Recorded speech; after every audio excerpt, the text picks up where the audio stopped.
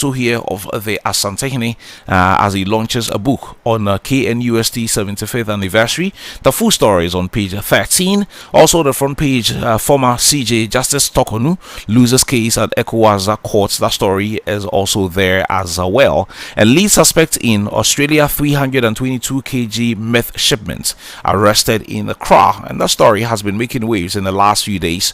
Also on the front page, you have Gold Board purchases 135,843 tons of gold between January 2025 and May 2026. Deputy Finance Minister discloses. I am sure for many, the focus here will be the implications of all of this, not just on the activities of Bank of Ghana, but the economy in general. From the Ghanaian Times, let's move on. From the Daily Graphic, let's move on to the Ghanaian Times. On the front page of the paper, you have nation records 15,219 new HIV infections. Experts call for action. The full story is on page 12. There's a photo here of Madame Olivia Graham. She's the Ashanti Regional Technical Coordinator of the Ghana AIDS Commission. Also on the front page, you have building cost inflation rises slightly to 2.7% in May. So if you're going to be buying some cement or some iron rod or some nails or stuff like that, in the last month, it may have gone up a bit, up to about 2.7%. Also on the front page of the paper, NACOC destroys narcotic drugs worth up to 37 million Ghana cedi. The full story is on page 12. And ECOWAS throws out Justice Torkornoo's case against Ghana. The full story is on page 3 of the paper. Let me move on to the National Enquirer this morning. On the front page, Fantiakwa South NDC on fire. Intimidation, macho men allegations rock branch elections. And raise Ghana's flag high. Dr. Ernesto Sapon rallies the Black Stars. Also on the front page of the paper, you have Torkornoo trembles. ECOWAS court unanimously upholds her removal, quashes her $10 million damages suit. And then Jomro embraces responsible mining as government inaugurates cooperative mining scheme this weekend. And then finally on the front page of the paper, Medical Trust Fund seeks media alliance to fight NCDs. The full story is on page 3. Let's look at the Daily Democrat newspaper. On the front page, you have a photo here of the Chief Justice. When justice becomes a weapon, the growing crisis of property and dispossession. Also on the front page, Torkornoo crushed as ECOWAS court endorses dismissal. Mahama urges NDC unity at Rawlins's memorial. And Gold Board moves to strengthen market integrity with new pricing regime starting the 1st of July. Also on the front page, Julius Debra applauds Delta Airlines for strengthening Ghana-US ties over 2 decades. The full story is in there somewhere. Ghana Medical Trust Fund seeks media partnership to boost awareness on NCD healthcare. And Amarhia residents appeal to President Mahama to probe property demolition. All of that here on the front page of the paper. Let me do the Observer newspaper. There's a photo here of former CJ, Madame Gertrude Torkornoo, together with that of the current Deputy Attorney General and Minister of Justice, Dr. Srem Sai. ECOWAS court throws out Torkornoo's challenge against Ghana. And Abrim, NDC youth organizer, gives former constituency chairman new car. Okay. Utu Senya East NDC chairman calls for ceasefire, urges calm. And NACOC arrests key suspects in $296 million Ghana Australia meth case. Charles is here. I'll do a few more and then he would come in with what he has. On the front page of the Searchlight newspaper, Guta rejects PURC tariff hike, demands immediate suspension of electricity and water price adjustments. And Madame Sedina Attionu is in a prison in Ghana and is not in a private facility, according to Interior Minister Triple M. And Amarhia residents appeal to President Mahama to probe property demolition. That is also here. Let me do the Dispatch newspaper. On the front page, what Ghana taught the world in 90 minutes. The psychology of Ghana-England draw. Somewhere there's a photo here of the Black Stars from match day 1. Also on the front page, for MPP to win, unity in the party is not negotiable, according to Paul Afoko, who wants to be party chairman again. Police arrest 186 suspects in the Ashanti region. The full story is on page 11. And then there's also KGL group in here as well. A photo here of Alex Study, the boss of the group, whose organization is also supporting the senior national team, the Black Stars, at this year's World Cup. Okay, Doc has a bit more, Charles has a bit more as well, and we'll be getting into all of these stories. Doc, what do you have? Kwame, good morning. Good morning. I have the archives. Archives. And then they're archiving a lot of papers. They said profiling the fact. That's Kwame. right. So on the front page of this paper this morning, forest under siege. It comes with a picture of the Minister for Lands and Natural Resources, Emmanuel Ama Kofi Boa, over there, and the former minister as well, Samuel Abu Jinapo. And it says Draw River Forest Reserve handed to miners, residents, activists vow resistance as companies set to invade. Old ghost hunt a focus return bid. JMTF deepens partnership with media. Court GBC, Media General, and multimedia to drive awareness. ECOWAS court crashes Torkornoo's case. And then also Chira SHS bully still walking free. It's a question actually. Police GES remain silent over there. So this is what we have in the archives. I have the New Republic here. RMU crisis explodes. Ghana-Sierra Leone trade blows as campus rebellion boils over. Again, NADMO blows up 3 killer buildings. But 30 more death traps standing as residents refuse the flee. Again, World Cup betting bonanza. The story is on page 6. It says US $50 billion gamble set to fuel global crime epidemic. That's also there. On page 2 of the paper, Kwame, Torkornoo's ECOWAS gamble collapses. Court backs Ghana 7-0 as well. Kaneshi market under siege. That's why it's on page 5. See what? Plotting garbage, disease fears, and a failed sanitation system. So if you want to get into it, you get the paper, the New Republic, and you'll be fine. Royalties squandered on funerals. That story is on page 5. Millions meant for development wasted on social events. I'm sure this will be talking about our local assembly level. Remember that incident where they spent more on the dead than the living. Oh yeah. Oh, Ghana. Everyone is budgeting for that. Oh, in the name of doing well at the local level, because it will translate into votes. Kwame, the overseer is also here. Credibility and fairness comes with a picture of the former Chief Justice of the Republic of Ghana, Gertrude Torkornoo, as well as the Honorable Dr. Justice Shremsai, who is also the Deputy Minister for Deputy Attorney General and Minister for Justice over there. ECOWAS court throws out Torkornoo's challenge against Ghana. That's why it's on page 3. A Brim NDC youth organizer gift former constituency chairman new car. That's also the Frank Owusu Amwa, popularly known as Bravo. NDC a Brim constituency youth organizer. On what a chairman new car. Charlie. Then you should go for chairman. Maybe he's not interested. Because in this part of our world, if we're chairman, the assumption is that we are the life. Yeah. You are have the boss. Capacity. Yeah. You understand?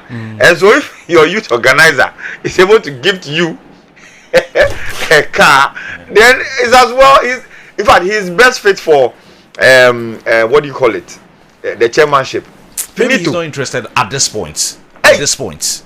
Kwame, maybe when they don't forget he's a politician. He wouldn't just give this car to the chairman for. That's what I'm saying. At this point, so maybe he's not Kwame, interested. the question I want to ask: did the chairman accept the car? If you accept, that means that your chair is on the line. Seriously, because Kwame, if your youth organizer is gifting you a vehicle.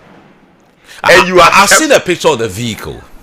It's on the front page of one of the papers. Yes, I saw a picture of the car. And the car is not like I see without with all due respect. If chairman, yes, so you see, so if chairman is able to accept this car as a gift from the youth organizer, then there are questions, Kwame. Then the chairman should vacate the seat. Seriously. Or maybe it's for campaign purposes. No. But Kwame, this is not like a Porsche or a certain BMW or some Benz. Oh, please. And I'm doing the same kind. That is even the reason why I'm saying that chairman should leave the seat. Kazu, you are stretching this matter. No, I'm not stretching, Kwame. Kazu, you are stretching. I'm just interested in that face of the brain people. Youth organizer is a boss. He's a boss. He's a boss. Kakra unibutum. He's a big boy. Young guy, but that's why organizer. But that's why he's a youth organizer. He's a boss. Bravo. Allow. Come and give you one of these guys. Allow. The story is on the front page of the Kwame, there's also an interesting story here on page 4 of the paper. Total Senior East NDC chairman calls ceasefire, edges unity. This. He's now calling for ceasefire. Well, what is happening there? You don't know?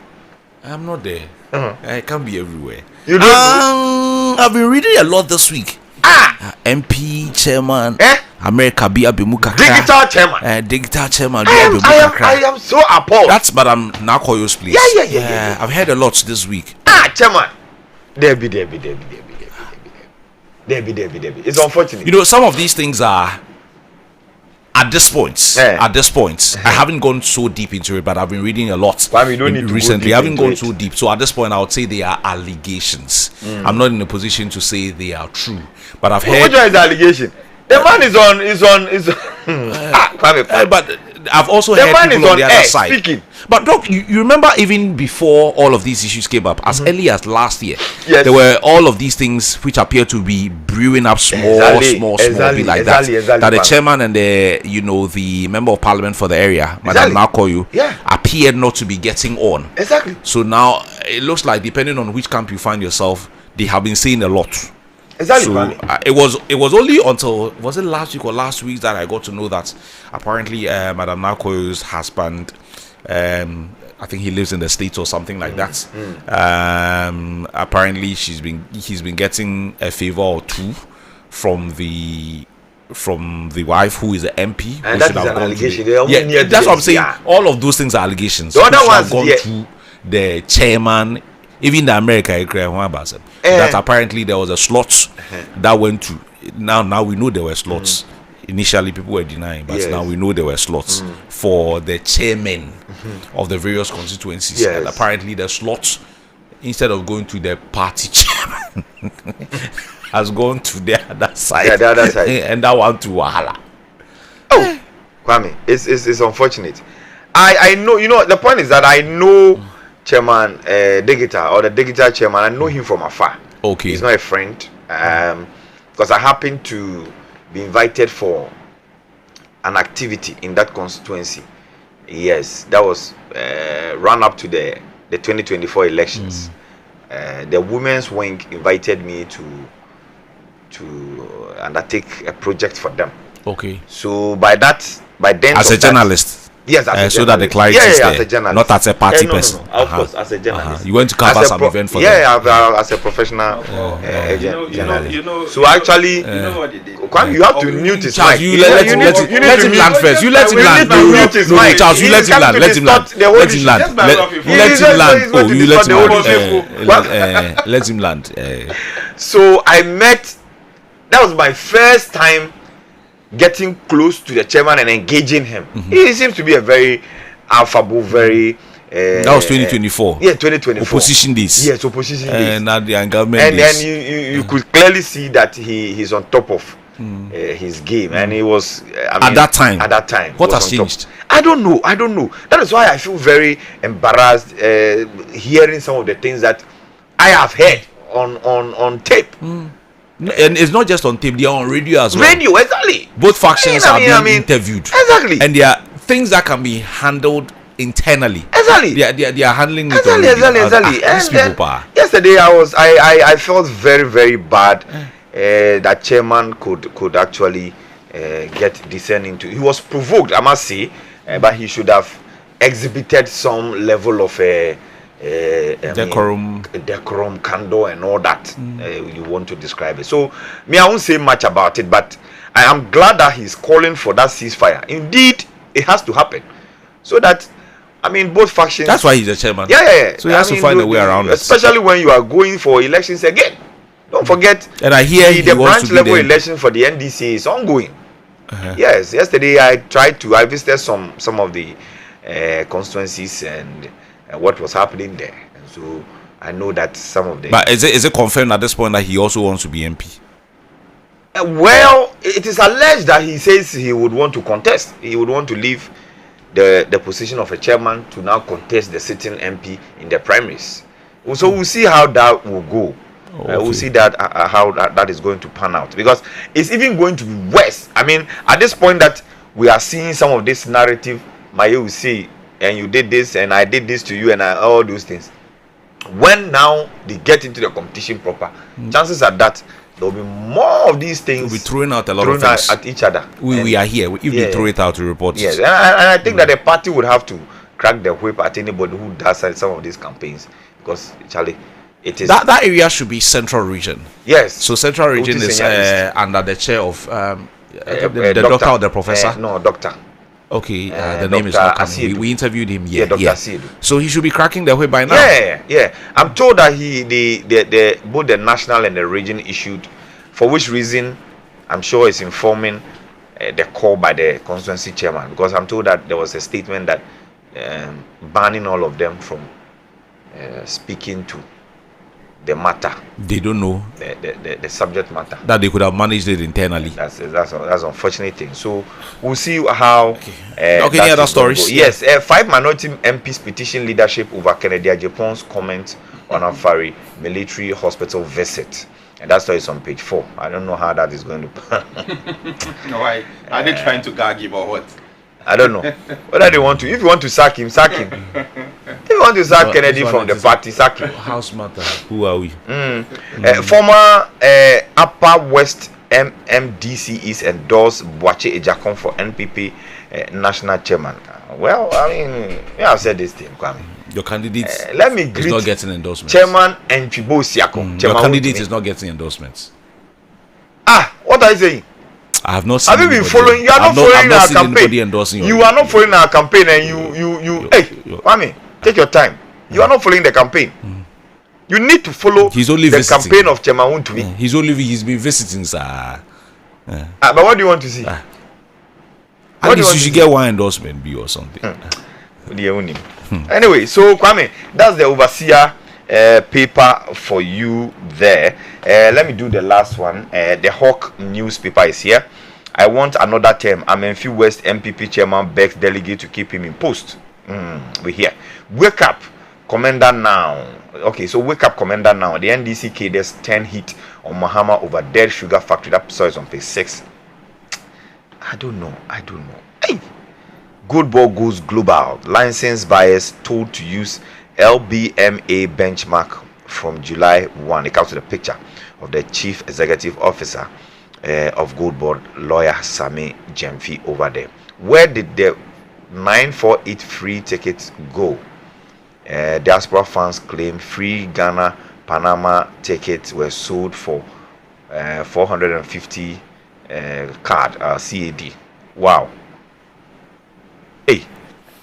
Alleged at this point. SAC upheld as court throws out all claims.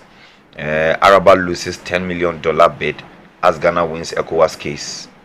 That story is on page 9 of the paper. And it appears to be everywhere. Yeah, Kwame. And don't forget too that the National Prayer and Thanksgiving is coming up. July 1. So and I see that July 3rd is a holiday. Yes, I'm told. Because July 1, I think, will fall on. But last year it wasn't celebrated. Last year was pretty much this ceremonial observed. Let me put it that way. Yes. So that's where we decided to do the prayer. Yes. So I'm seeing stories all over since yesterday that now it's going to be a statutory public holiday, which is July 3rd. So that's going to be like the Friday. Okay, so then it's part of holiday. Yes, so I'm sure it's part. Holiday. I'm sure it's part. Go and work. It's part of the amendments of Class the 719 public is holidays. reporting that.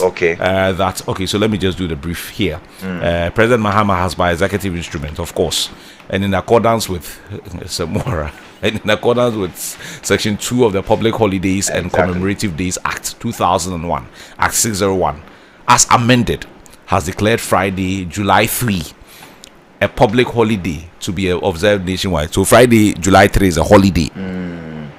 Yeah. So the 1st July that we celebrated last year, we only prayed. We didn't do anything. Yes, we observed the day. Yeah. And it wasn't, I don't remember the Friday in that week being declared a holiday. I don't remember. So now, people like holidays. Kwame, but interestingly, we are back. Yeah, we're back. We're back. We're back. We are back. Yeah, we're into back. the game. Yeah, we're back. We're back. Yesterday, I spent some little time trying to watch. Say, the South African game. They They qualified. we are back. They won. They won in the second half. They did well. I mean, Charlie, sometimes Kwame, I hear your man too has been promised. In fact, has been gifted. I don't know whether he's yet to receive or by Shatawale. Who? Benjamin Asari. And someone disclosed amount of money for promoting the SM brand. Oh, okay. At the world stage. That's right. Yeah, That's right. That's right. I'm sure when he comes down, he touches down, he will receive that car. I learned about it this morning as I was driving in. Yeah, I've seen a number of people from all walks of life. Let me put it that way. In the States cheering on the team. Yes. Musicians, actors, politicians, they're all there. Yes. Cheering on the team in one way or the other. So I thought he himself was there as well, but I haven't seen photos of Shatta in the United States. Maybe he's doing some business somewhere. Let me just quickly do the Class FM online portal and we go into a bit more of these stories. So that story on Friday, July 3, being declared a holiday is big here. So start planning for July 3. It's going to be a holiday. Last year it was only observed, but this year it's going to be a holiday. No extra revenue from hydration break. That thing is boring. It's Charlie. It's dividing football into 4 halves. It's making it boring for me, but that's a personal opinion. Government to intensify public education on child exploitation. According to the gender minister, aquatic masters young swimmers showcase Ghana's growing talents in the sport of swimming. Die pushes banner to new billboard milestone. That's the song for the FIFA World Cup. Israeli ambassador congratulates Black Stars after impressive draw against England. In the Volta region, the member of parliament for Ketu North, Edem Agbana, provides relief support to flag victims in his constituency. Ghana Education Service timeline for ongoing recruitment process. So if you want a job in that space, they are providing an online link there. Go and probably follow the procedure, and maybe you could be landing a job in the Ghana Education Service. NDC chairman calls for calm and unity amid Kaswa leadership dispute, and Ghana partners with No Dubai Foundation to eliminate river blinders by 2030. And then there's also the story here on Madam Sedina Attionu. Remember her, the former Maslow boss. The interior minister has revealed that she's serving her prison sentence and that she's not receiving any special care. There have been stories circulating that she's under house arrest, she's in a house somewhere, she's there. But the interior minister says she's in a prison somewhere. Doc will let us know the prison so that we go and visit her. Unless Please, it's for I don't know anything. I beg you. Oh, I don't know. you're a anything. powerful man. I beg you. You're a very powerful journalist. So that we'll go and visit her. I don't know anything. No. Yeah, there are stories in the world of showbiz as well. Of course, with sports, there's a lot happening on the World Cup, which has been reported here with a couple of features as well. Let me just quickly do the High Street Journal. That is also reporting a number of stories. Why is BOG offering higher OMO rates after increasing reserve requirements? Funded with oil money but can't be labeled oil project. PIAC recounts challenge with project inspection. The math is not mathing. Analyst questions rationale behind PURIC's tariff hike. They gave some reason. I thought it was a very bogus reason. Cement inflation falls 14.5% year on year. Opening structural cost relief for developers, but they will still charge high hostel fees and come and tell us it is cement has gone up. Also here, TCDA defends cashew pricing policy, rejects claims of 25 cedis producer price. Also here, Ghana has to extend labor protection to gig workers under new reforms. And the story concerning the former deputy NSA boss will not go away. Ex-accounts chief says he acted on Gifty Owari's instructions in 21 million Ghana cedi payments.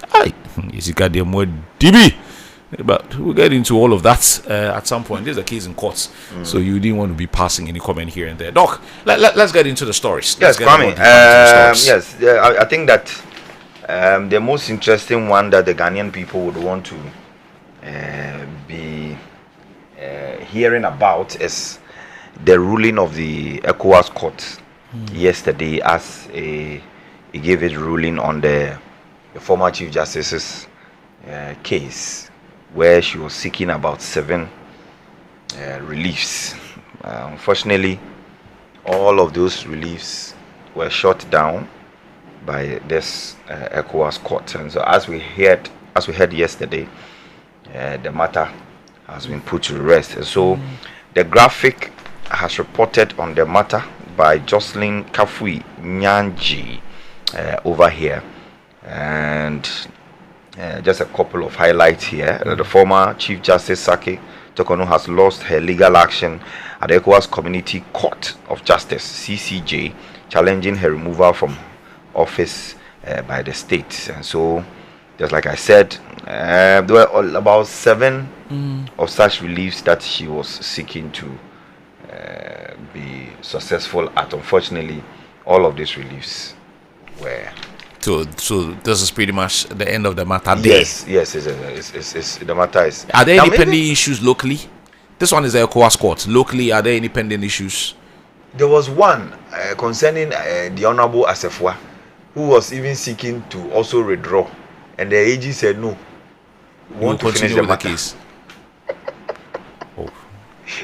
But is that not I don't, maybe help me understand. Is that not a waste of everybody's time? I don't know anything. So let's move on. And the age is over to us.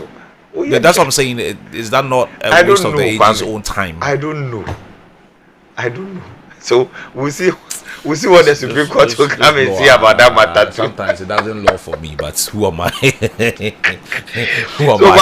So the big question I was asking myself was that, okay, granted that yesterday the ECOWAS court sat and they said, okay, they ruled in your favor. All 7 reliefs. What would have come out of, because one of the reliefs was that you're challenging your removal from the office. Now and $10 million be somewhere. There's been exactly $10 million. Oh Nanka. Hey, Kwame. So I mean, that's an interesting question. So if the ECOWAS court had ruled in her favor, yes, would it have been binding on your Ghana? removal was illegal. Yeah. What would have become of the current Chief Justice? But that's why you are here. Explain to us. I don't know. I don't know. So that's what I'm saying. Is the ruling from an ECOWAS court binding on Ghana? Ghana is a member of ECOWAS. Yes, I know. But what do you people say? You say we have what, sovereign laws, exactly, and then external laws. Yes. So sometimes, but you sign out to the external laws. That anything that is why she went there. But you're talking about the Chief Justice of the Republic, or she didn't just go out of the jurisdiction because that's what I want clarity on that. So would the international law have applied without recourse to the sovereign law? It is not even just about the international law. They applied the laws internationally with that of the Republic of Ghana. So it's not like the ECOWAS laws is sitting somewhere, and then the Ghanaian law is no. You brought a matter before them. Now they have to use what you brought before them as human rights abuses and all that, and look at the Constitution of the Republic of Ghana, just oppose it and see, and make reason out of the release you are seeking. So they'll do local and international. Yeah. So you said you will be removed unjustifiably. Okay, what does the Constitution of the Republic of Ghana say? As against the Convention of the ECOWAS statutes. They put it together, and then they will see. So now they've. So chances are that, looking at the ECOWAS jurisdictions, they would also, in that book, in their laws, they would also factor all other ECOWAS nations or sovereign nations, what they do regards to an issue like this, like human rights abuses and all that, and also in enacting that statutes that they can work with, also make sure that those statutes are in line with what is done in all other jurisdictions, jurisdictional nations of the ECOWAS. Yes, I'm told there were about 7 judges. Yes. Do we know where they are from? I honestly, I have not abetted my mind to that. And is there a chance we can get a copy of what do you people call it? Oh, the judgment. Yes. I'm sure in the copy so that we'll know the reasoning behind. Yes. That's what you people say. Yes. We will know the rationale or the reason behind why they went this way or that way. Exactly. So I'm sure in some few days, that document. This one no appeal. Me, I don't know, Kwame. I don't think that. Now, what appeal for what? Just wasting everybody's time. You want to? I want to follow the issue to the logical conclusion. Which one is the logical conclusion? For her and her team. Her team wants to follow the issue to its logical conclusion. So, if there's an appeal process somewhere that they would want to take advantage of, why not? I honestly think that she has to. At this point. So, what if she had won? That's the issue. I wish we have a senior counsel to take us through what would have been some of the legal tussle, the legal appreciation of what if she had won. If she had won, we would have appealed, I guess. Yes, of course. Definitely. So now that she has lost, she can also appeal. Of course. But appeal to who? Appeal to the court. The same court. Maybe they will add now. They may be. There's an ECOWAS appeal court somewhere. No, maybe they may add. If now they say, maybe they will add the numbers. Just to see whether things can turn out differently. Yes.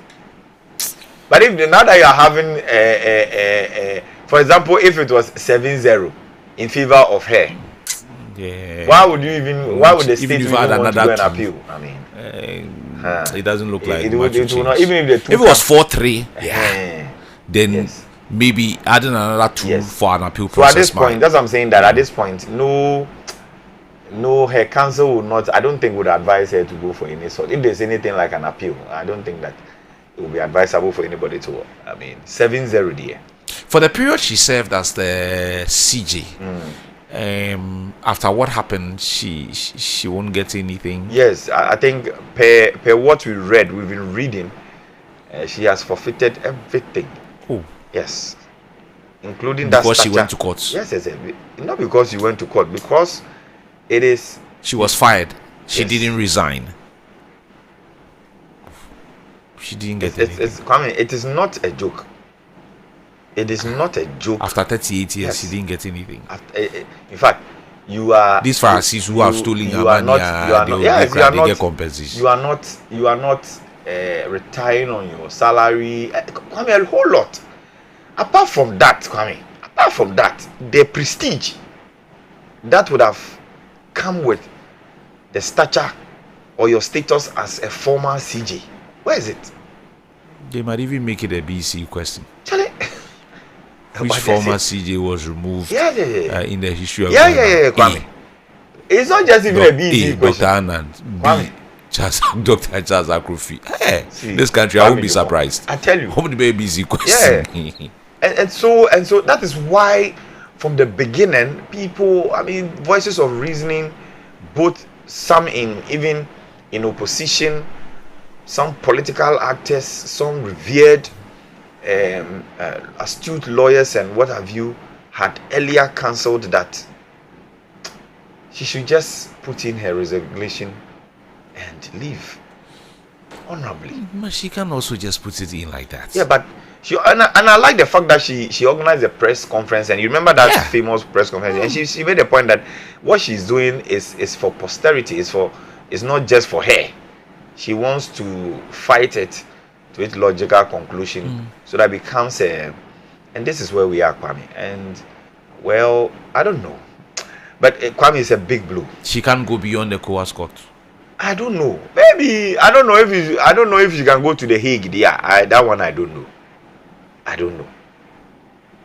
It's quite unfortunate. It's unfortunate because she served 38 years from what I read. Yeah. 38 years at the. In fact, 38 years in the judiciary. Okay. As a lawyer and as a judge, she's been doing this for 38 years of her life, and she was a virtually 50 something or so, or 60, 50 As something. in her age? Yes. She's 63, I think. Yeah. Pretty young. So she had some more. Yeah, she could have been there to. It's 70, right? Yes. So she had another 7 or 8 years. She was going to be there. This Pharisees who come to serve 4 years, they go with compensation. Kwame. After they have won re-election, they still get compensation. It's so unfortunate. It's just so unfortunate that this thing has to happen this way. So we'll see. We'll see how it plays out. Kwame, you remember? Do you also know that there's some demolition going on? I have seen a video of around the Pantine area. Okay, I think. Have you seen that video? That also said. I don't know whether it's that area. Also said he buried 32 cows. I said, hey, how? 32 cows where? I don't know. You have built in a waterway, and the local authorities have come to enforce the laws to, as it were, break that building and to ensure that the flooding that we are experiencing in that area is curtailed. You are saying that. Who sold the land to him? Do I even know, Kwame? The people who sold the land to him, they are the municipal assembly there. The people who would have done the documentation for him, they are there. But those people, they will get to keep their jobs. Doc, you can't just build. Of course. You can't just build. And the land that he is building on, that land belongs to somebody. Exactly. And he took permits. And he took permits. In fact, before in this country, before you even build, you have to even go for what they call yes, apart from the building permit, they have something they say testing. You will come and test the soil. Degrees, plenty paperwork be. If it's a story building, whether the soil is fit or the ground is solid to be able to hold that story building that you are talking about. If it's a normal detached facility that you want to put out, you want to put up, you would want to come and test to see if that can hold, the ground can hold the building. So is it a building around Ogbojo area? Yes. He said no, Ogbojo is Hacho. This one is a part-time side. You can connect from there. Oh, okay. I'm going to okay. And Charlie, Kwame, it's yesterday my beautiful David Senna sent me a photo of a building around this is actually a church. It's around is near Ajingado, so then that one is different. I am not a building expert, but I looked at the building and I was like, this building clearly, and it's the building is supposedly around Ajingano area. Okay. Ogbojo inside there, and you can connect from there to Ajingano. Okay. And the building is fairly advanced. From the look of things, it's is a 1, 2, 3 story building. Okay. There with it's pretty much like an apartment block, and that building appears to be sited, in one of those. In that enclave, there are a lot of lands that are fairly waterlogged in that enclave, and pretty much the pathway of some water bodies here and there. And this person has constructed this very huge. So I remember I told her I would go and have a look at myself. I would go clandestinely and go and have a look at that the place. Kwame, I have the video. Areas, yeah, I have the video. No, someone said after breaking his church, he said that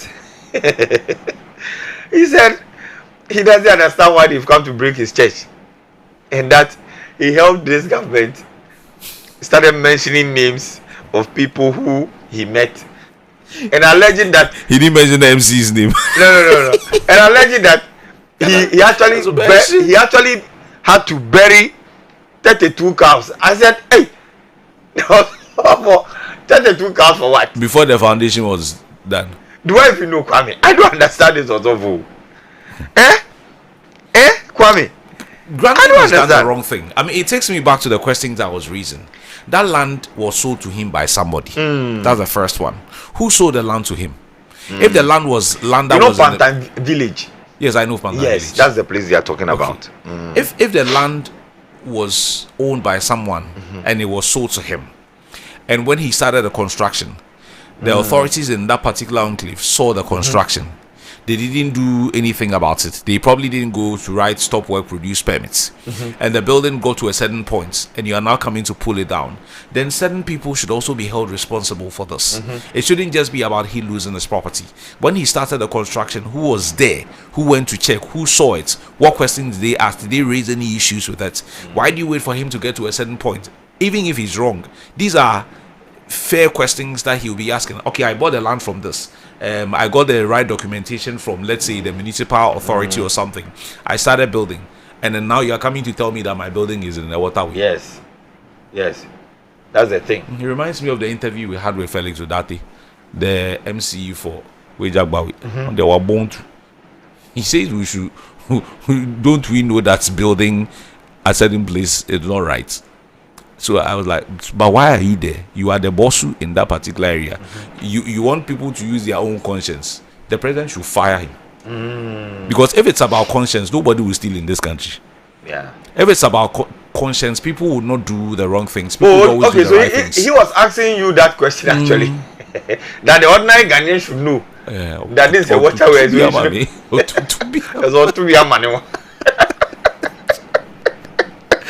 I was just asking the man every questions. The man bored, Charlie.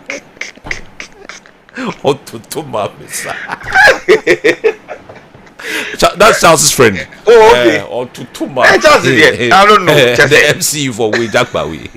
Felix Odati. But my friend as well. Oh, really? Oh, yeah, he's a very good friend. We talk sometimes, you know. MP who was MP who never was. Yeah. They don't finish the account. You started celebrating before you realized you lost by 2,000. I mean, you know how he became my friend? Through our mutual friend. Yeah. Why? Oh, he was the one connected. but Doc has just told us that he knows him. I know him.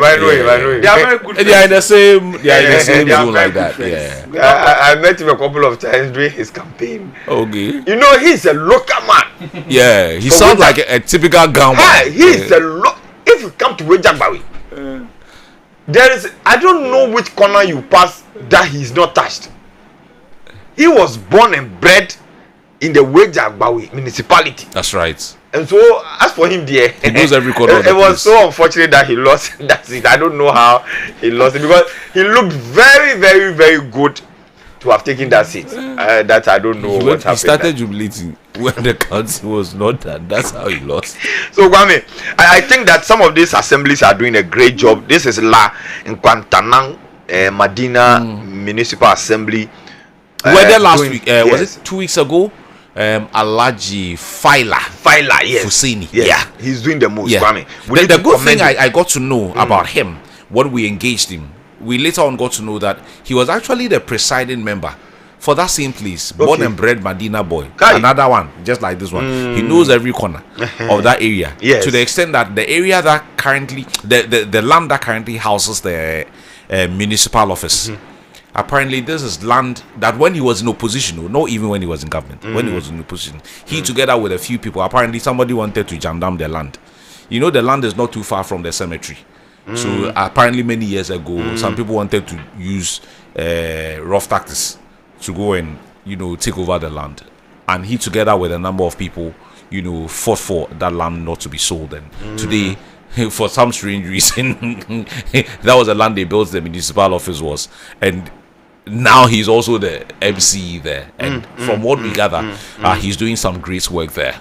From what we gather, but of course, it will be up to the people of La to assess what he's doing. Exactly. I'm told he's doing a very good job there. Alaji Filer, that's his name. Yeah, and one thing that I personally, and I remember when I engaged him personally, it was an issue that I raised, and I commended him for that. The overhead at Zongo Junction, the wahala that area has given to a lot of people, knocking people left, right, and center, because people were just crossing the road. Exactly. No matter what you say, they won't listen.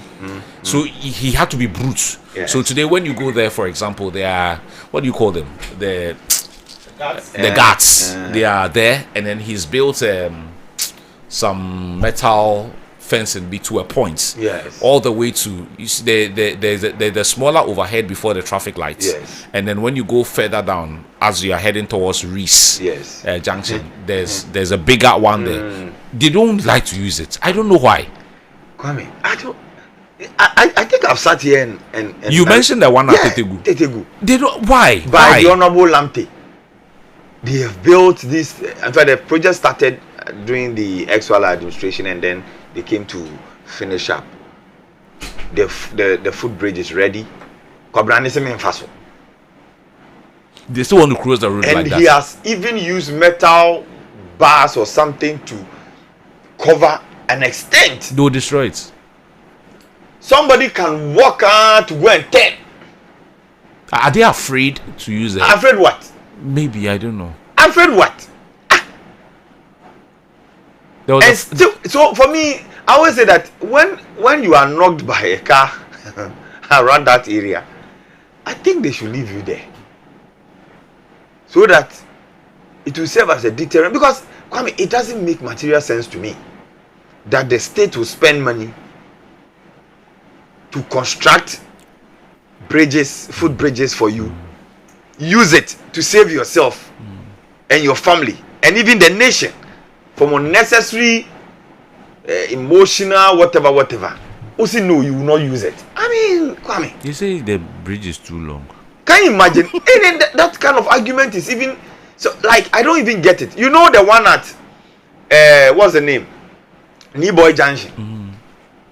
I hear the locals say it's too long. It is too zigzag. You take about 10 minutes to climb from one end to the other. When you are crossing the street, it is. But when they 5 travel seconds. to other jurisdictions, do they go and make that argument that they don't the footbridges are? They just use it. I mean, it's unfortunate. I mean, yeah, I can't be brave. I can't be brave. But dog, help me with this one as well. This bit about the issues on your stretch. Yesterday, I had cause to, discuss a thing or two on a piece of my mind. Why have the trotro drivers decided to restrict their movement on your stretch? So you have people were sending pictures of a lot of people standing by the roadside. They don't, like, cars are not coming. You stand by the roadside 1 hour, 2 hours. What is happening? No, I think it has to do. I am just speculating. I think it has to do with the fact that from Malam Junction to, okay, so when you are coming from the Kaswa end, before you get to Malam Junction, where the potholes are, yes, around the Chinese company right there. now it is too bad that even usually when you even leave home at 5 o'clock, you know that you come just that small portion. Yes. Now by 5 o'clock, traffic is started building. Earlier before that, by 5 o'clock, the place is virtually empty. You are driving through 5:30. You are driving through. There's no traffic. But now, by 5 o'clock, the traffic has already started. That building. area is because of the Malam Junction. That area is Wejagbari. That small stretch before you get to the market. That Malam Junction, where the what do you call, the people are like the buses put their passengers. It has become more than a bottle. Charlie, it is that bad. So The authorities there, they've not seen it. So I think that people are not, some of these vehicle owners and the transport operators are not very interested in moving along that line again. And then also from the Atala and Old Barrier right down to the toll booth, there's severe traffic because of the way the rains always wash from the Asamoah Hill to The sand. Yes, the sand. Wash them down to the street, the main road at the toll booth. And so now people would have to divert through Tuba, KOJ's place, Tuba, and do that, what do you call the express road through Kokobite and then come And that to road Barrier. is not great. And that is not even a better option when it comes to the road. So a lot of people, so people would want to rather wait. Some of these buses, just a few would want. That's what is. I think that is contributing to the Because situation yesterday of I've been getting passengers. people sending me a lot of pictures of especially for the Atala a lot of end. people standing by the road. Yeah, especially for the No Atala car end. showing up. The SCC junction coming down to Atala, Kwame, is crazy. It's crazy. By this time, you will get there and it just become a lane. So sometimes those coming from Kaso and Co would even have to jump into the other lane of the vehicles coming from Accra, and Which is use not one allowed. of the lane. Yes, but now there Is there a policeman there who is directing yes, sometimes that? you see policemen there trying to, and they actually ask them to use. So they branch from SCC junction, the traffic light, before you just after the traffic light, they direct them to use one of the lanes in addition to, because already the 3 lanes in that lane coming from the West Coast Mall towards Accra is already blocked. About 2 of the lanes are blocked, so it's only 1. So it is put a lot of pressure. So they convert one of those coming from Accra to be able to at least get 2 lanes for those going back to Accra to be able to ease some of the traffic. And so I'm sure these and many other things are the reasons why some of these vehicles. I have seen the metro miles. Yesterday I saw about 3 of them on the road. And so I don't know. I They are just don't know. doing Kaswa Street, Yes, Ghana. Kaswa Street. And the rate is actually, I'm told, about 10 Ghana or so. Yeah, I think 12 cities also. So Kwame, that is it. And so I am commending these assemblies who have risen to the occasion to ensure that there's sanity and we don't have unnecessary flooding again. And so the Osofo and his people, I'm told the church is Kingdom Palace Church. I wish that we had a pastor to be able to speak to us on why he's seen in a viral video trying to obstruct the work of the assembly. Maybe he has genuine concern, and your concern would even will make. I think I've seen somebody in the video I know. I'll try and get in touch with the person. Also a lawyer. In this country, everything is possible. A very powerful one, I'm sure. I tell you. Yeah, they can. In this country, people pull strings all the time. Yes. So maybe they are pulling some strings here and there, but it is what it is. It is what it is. Anyway. Well, as part of our conversations with the major happenings, not just in the newspapers but here in Ghana, we communicate to His Excellency, the President, John Dramani Mahama, and his team, the challenges that we get to face every day. Well, my producer and colleague in crime here on this platform, Charles Akrofi, has a letter to the President. Mr. President, good morning to you. I'm writing today on behalf of many motorists, workers, students, traders, and commuters who use the Accra-Tema motorway daily. Mr. President, the reconstruction of the motorway was welcomed with great excitement because we all looked forward to a safer, faster, and more efficient road. We understood that such a major project would come with some inconvenience, but many of us did not expect the work to move at such a slow pace. Today, commuters spend long hours in traffic, sometimes turning what should be a short journey into an exhausting experience. Workers arrive late at their workplaces, businesses lose valuable time, and families spend less time together because so many hours are lost on the road. This situation becomes even more frustrating during rush hours, when vehicles crawl through construction zones with little visible progress. Mr. President, beyond the delays, there are growing concerns about safety. Some sections of the road remain rough and dusty, while motorists are forced to navigate diversions that can be confusing, especially at night. The risk of accidents remains a concern for many road users. We appreciate your government's efforts to improve the country's road infrastructure, and we recognize that large-scale projects often face challenges. However, we humbly plead to you to look into the factors causing the delays and ensure that work on the Accra-Tema motorway is accelerated. Mr. President, the motorway is not just another road. It is a vital economic corridor that connects Ghana's capital to its industrial hub and the country's main seaports. Every delay affects productivity, transportation, and the daily lives of thousands of Ghanaians. We therefore respectfully ask that the necessary resources, supervision, and support be provided to ensure the project is completed within the shortest possible time. Ghanaians deserve a motorway that reflects the country's ambitions for growth and development.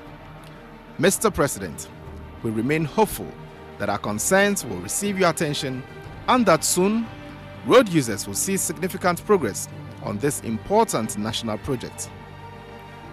Yours faithfully, Class FM.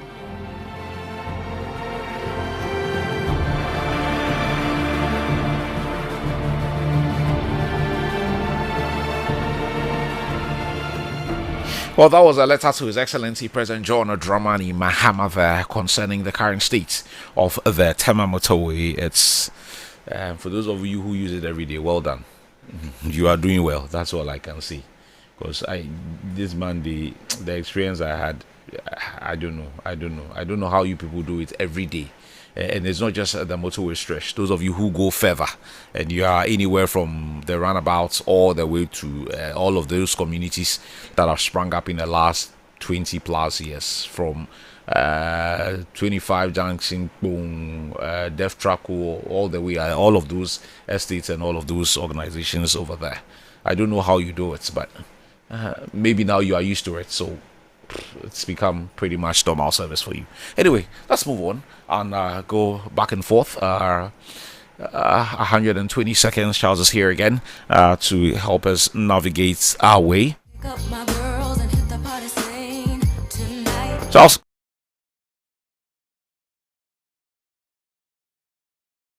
Seconds around the globe, where we bring you, I beg your pardon, some fascinating events and happenings from elsewhere around the globe. Today we're going to be talking basically about animals. And Kwame, how would it feel if you are living around, say, the Shy Hills area, with the baboons, the monkeys, and all of that? You are living like they are your neighbors. They come into your homes uninvited. They open your fridges and but that's the reality in South Africa, Cape Town. So we're talking about the baboons of Cape Town, and that's the world, or they've been described as the world's boldest thieves. So in Cape Town, South Africa, baboons have become notorious for breaking into homes and cars in search of food. They have been known to open refrigerators, steal groceries, snatch handbags, and even make off with pieces. At least I know that those at Shy Hills will not do that. I don't know why these baboons are doing that in South Africa. Are they also xenophobic in nature? Anyway, so the problem became so serious that authorities had to employ baboon monitors to keep the clever primates in check. Residents often joke that locking your door is not enough. You have to outsmart the baboons too. So those are, that's some facts about baboons in Cape Town, South Africa. The fact that they become, they've been described as the world's boldest thieves. That's so fascinating that a baboon can actually enter your home, open your refrigerator, take whatever food it gets in there, and then goes away with it.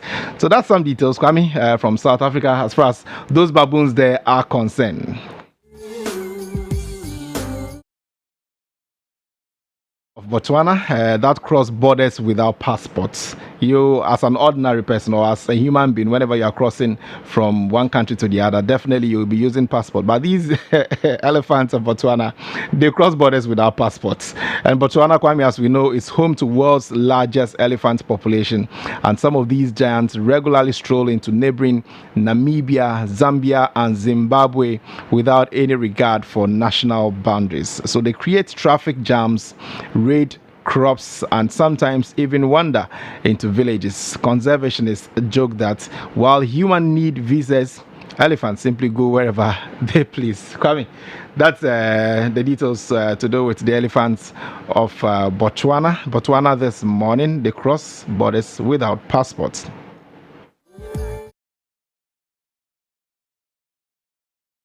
You feel if you see a goat on a tree. I saw an AI generated picture of a goat on an electric cable. What would you say? What would come to mind? That would be weird. Or before. But that happens in Morocco. These goats climb trees. Yeah? And in southern Morocco, it is common to see goats perched high up in an agan tree as if they were birds. Yeah. The animals climb the trees to feast on the fruits, creating a sight that amazes tourists. Pictures of tree climbing goats often leave people wondering whether they are real or photoshopped. Unfortunately, Kwame, they are very real and very skilled climbers. So in Morocco, it is not weird. Like you say, in Ghana, you say that hey, before we know to know how and they were honeymoon. And I guess it depends on the kind of trees. Yeah, because I went there in January. There's a big city there, Agadir. I don't remember seeing anything like this. Maybe it's further down south somewhere, but I don't remember seeing a tree that is standing as vertically straight as something. They are able to climb it like that. That's strange, but of course in Morocco it's not strange, Kwavi. So that's Morocco for you, and the goods coming in from Morocco. Let me do this one. We are talking about the hippos that shut down traffic in Uganda. Come on. The hippos that shut down traffic in Uganda. Near some national parks in Uganda, hippos occasionally wander onto roads at night, bringing traffic to a standstill. And drivers have learned that when a hippo decides to take a stroll, the only sensible thing to do is wait. They are the owners of the road.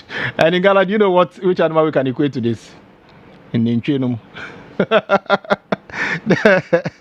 Ninchenum and those headsmen will take care of them. Come on. When they hit our road, Kwame, you have to wait.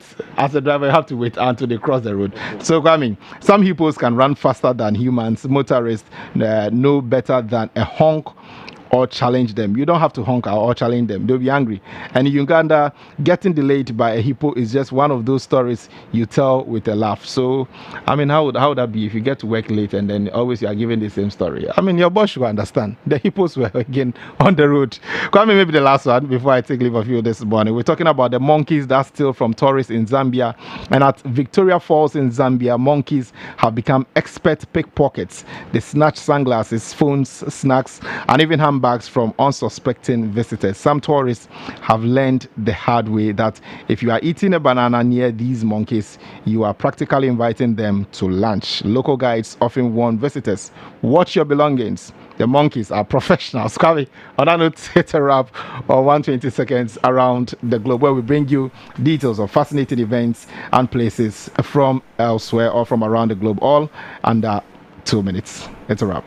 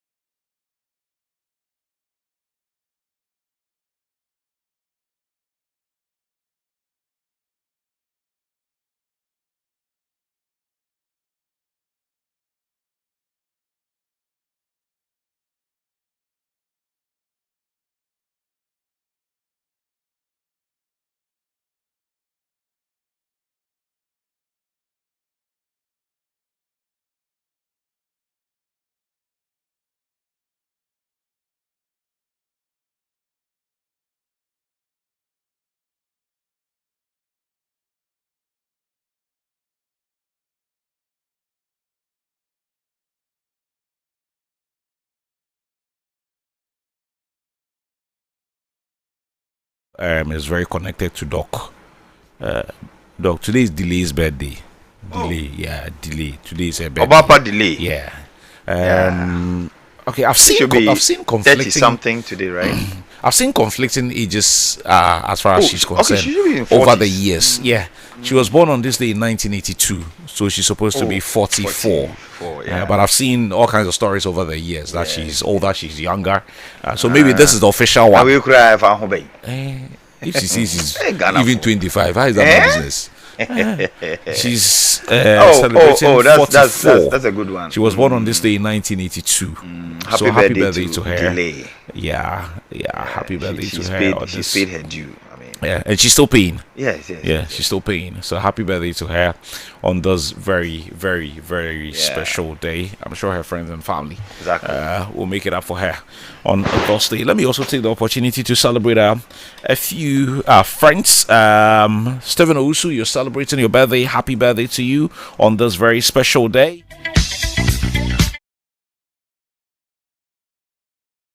Happy birthday to you.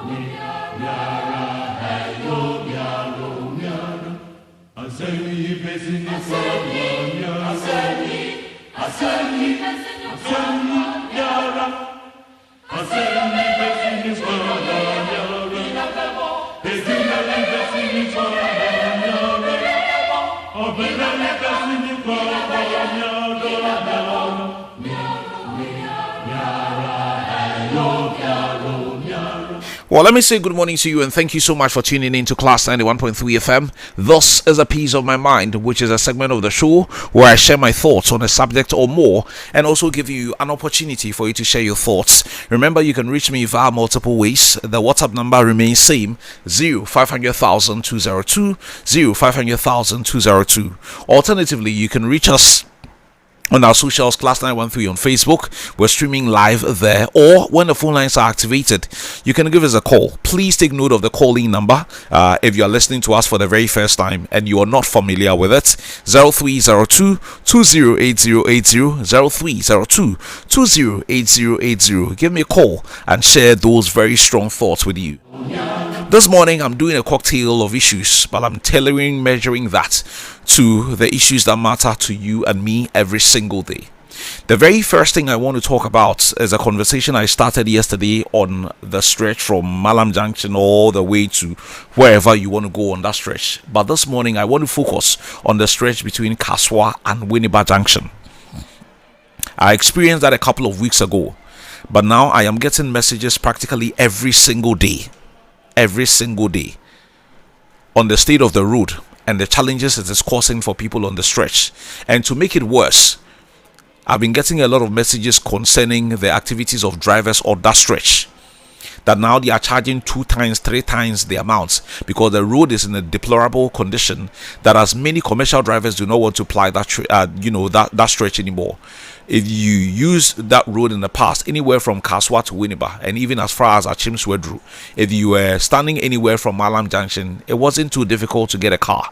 But these days, unfortunately, as a result of the nature of the road, a lot of commercial cars do not appear to be interested. And it's for a very simple reason: the construction of the road and the way we are going about that stretch. I recall that about plus or minus a month, His Excellency President John Dramani Mahama was there, together with officials of the Roads Ministry and the Minister himself. The contractor had a thing or two to say about the state of the work and how they were progressing. But one of the things I could not fathom when I used that stretch about 6 to 7 weeks ago, in line with what was told His Excellency President John Dramani when he visited that site, was the pace of the work. I am not aware. This is a road that has existed for many years. It's not a new road, so that you would say, oh, okay, maybe we'll take this or we'll take that, where we are looking into this, we are looking at that. This is an existing road, but what we want to do is to expand the road. Over the years, it was a single laner, just one. Over the years, in fact, for many years, between Kaswa all the way to Winneba and possibly all the way to Mankesim, it was just I face you, you face me. But over the years, because we are looking at the West African road that will take us all the way from Aplawa and Togo and all of those communities through the towns in the western region all the way to Abidjan and even beyond. We are looking at expanding. But if you're expanding any road anywhere, what I have seen being done in other jurisdictions is that it is impossible to start on both sides of the stretch. So you work on one side, or construction will normally start on one side of the stretch, then the commuters or the drivers are using the other side of the stretch, so that when you're done with one, then we move to the other side and then you work on it. In the case of what I saw about 6, 7, 8 weeks ago, it looks like all of it is being done at the same time, and it is not just the inconvenience that it is causing for motorists on that stretch, but the time you would have to literally, I don't want to say waste, but I can't seem to find any other word, the time you would have to waste to literally do that same distance these days is very worrying. If you are not crossing that stretch at a certain time of the day. I mean, from as close as the Big Apple Junction, for those of you who are on that stretch, holes dark practically everywhere. The dust you'd have to be inhaling all the time if you happen to be on the stretch. And now the locals are being faced with having to pay a bit more for transport. I wouldn't even say a bit more, because the drivers are now deciding to charge what they want. And now they've even gone ahead to give an ultimatum that if something is not done about the situation, they will do worse. It is not somebody's fault that maybe that person has decided to relocate to that part of town, and that person wants to commute from that side all the way to Accra or Kaswa or any part of that stretch to work or anything like that. Or maybe it could even be work that has taken the person to that side of town. But having to experience this every day is not great. It's not great at all. I can understand our fixation with roads, with practically every government in my lifetime. Yeah, because I understand they make a lot of money from there. They get a lot of cuts and get a lot of tips. But that's a conversation for another day.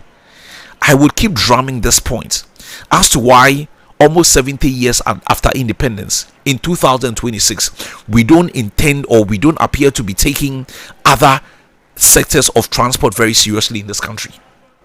Everywhere you go, there is a population explosion. And it's not just a Ghana thing.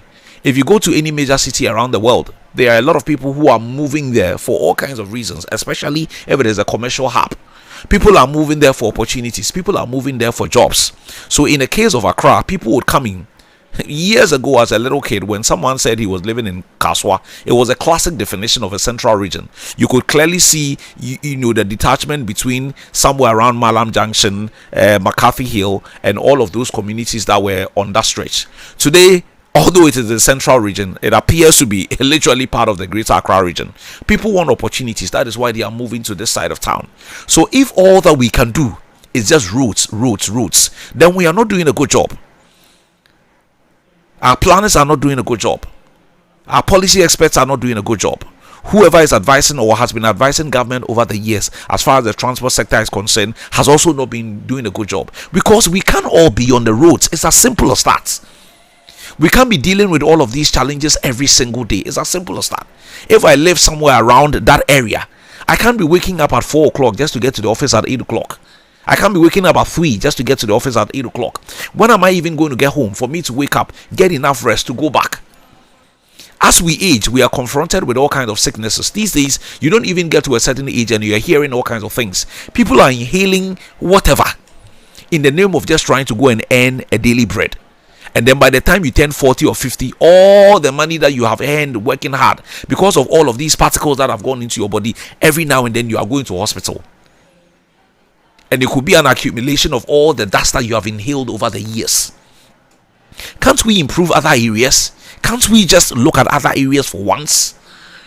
Look at this big Accra. I always reference my big brother Papa Bisu.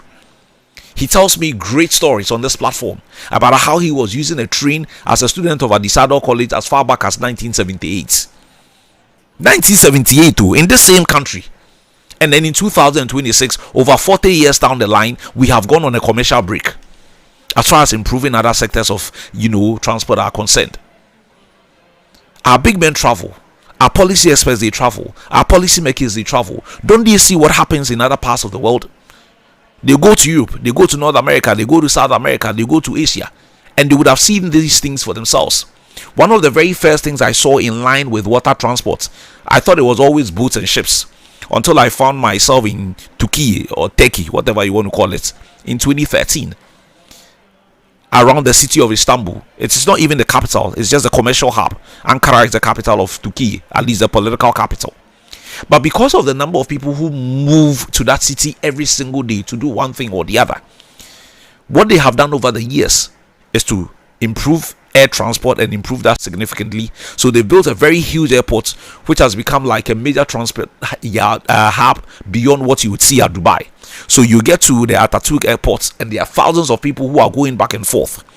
Then they realized that would not be enough. They did so much to improve the road network. Then they realized that is not enough. They did so much to improve the rail network. Then they still realized that is not enough. So in the areas that are bounded by water, so for example, if you have to move from Istanbul to, let's say, Bursa, or Istanbul to Antalya, or any other part of the country that is navigable by water, they have improved water transportation access. So there are smaller boats that will move you from one part to the other.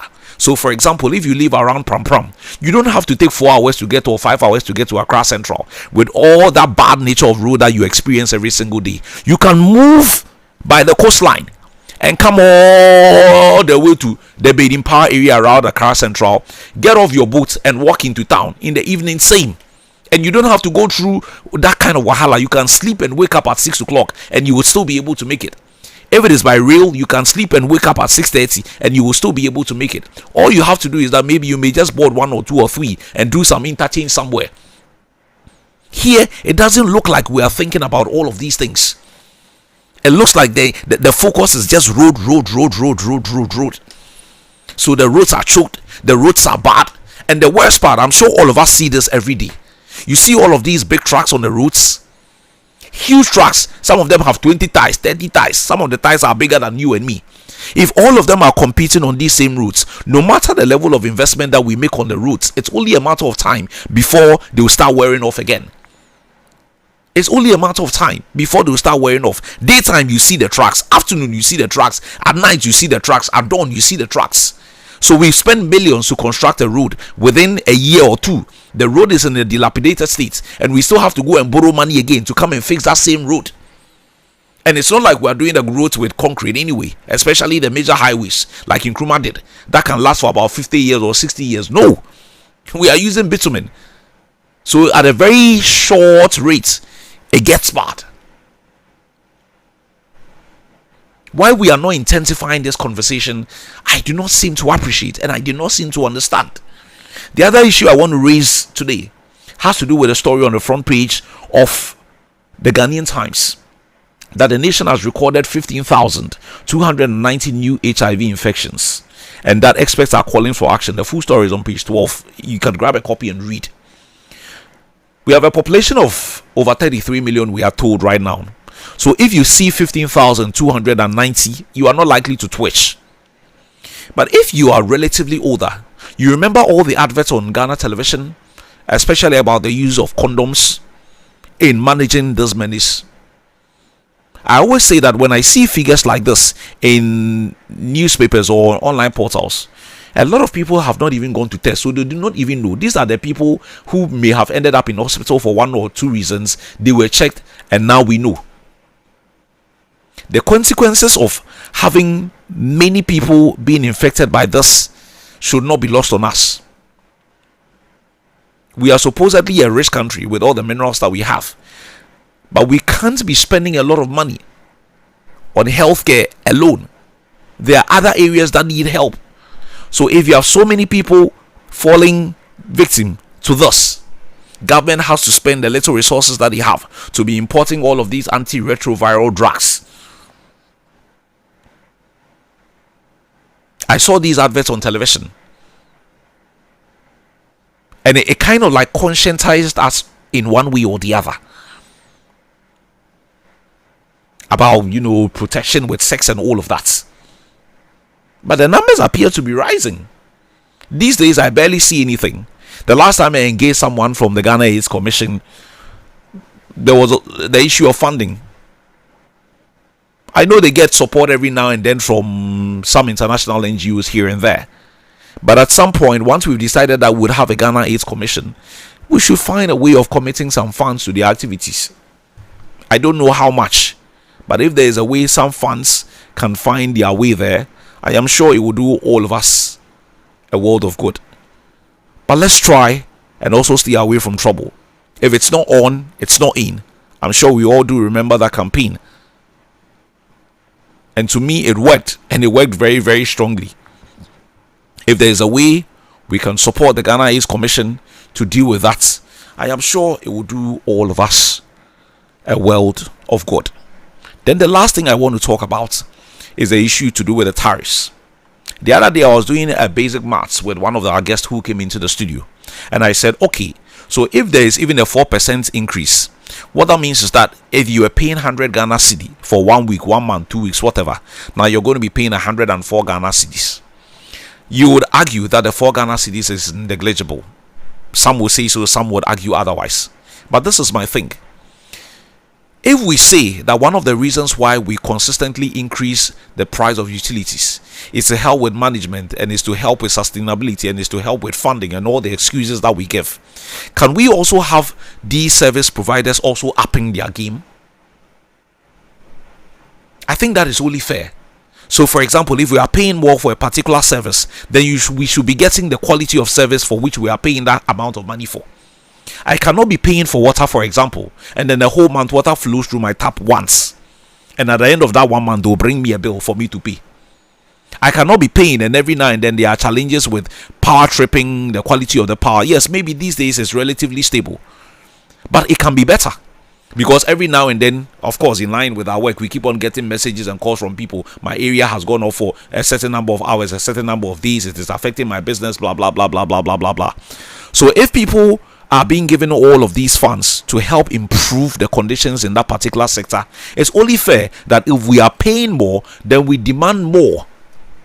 We demand quality. It's only fair. And that the managers of those particular space too should ensure that funding is used and is used rightly. We cannot just be paying because we have to pay or ECG needs to run. No, the services that should be provided should also be better, and you should be getting better every single time. I make reference to those of you who still use postpaid, and if you like the various computations on that paper, you would see, if you have noticed, that you pay for street lights on that paper. It is supposed to be some coins, but ask yourself, do you see the street lights working where you are? If we are paying for a service, we should be getting the service. It's as simple as that. Do you see the street lights? For those of you who drive at dawn and for those of you who drive at night, Accra is in total darkness, yet we are paying for it.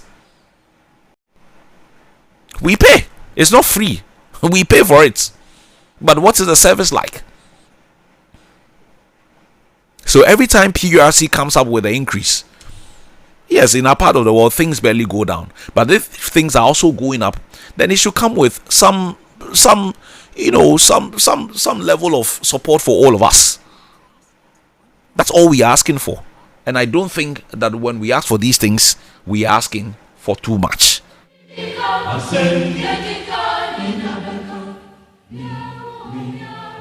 Well, the phone lines are activated. You can give me a call and share your thoughts with me. 0302208080, 0302208080. Alternatively, you can send me a message on our WhatsApp platform 0500,202, 0500,202.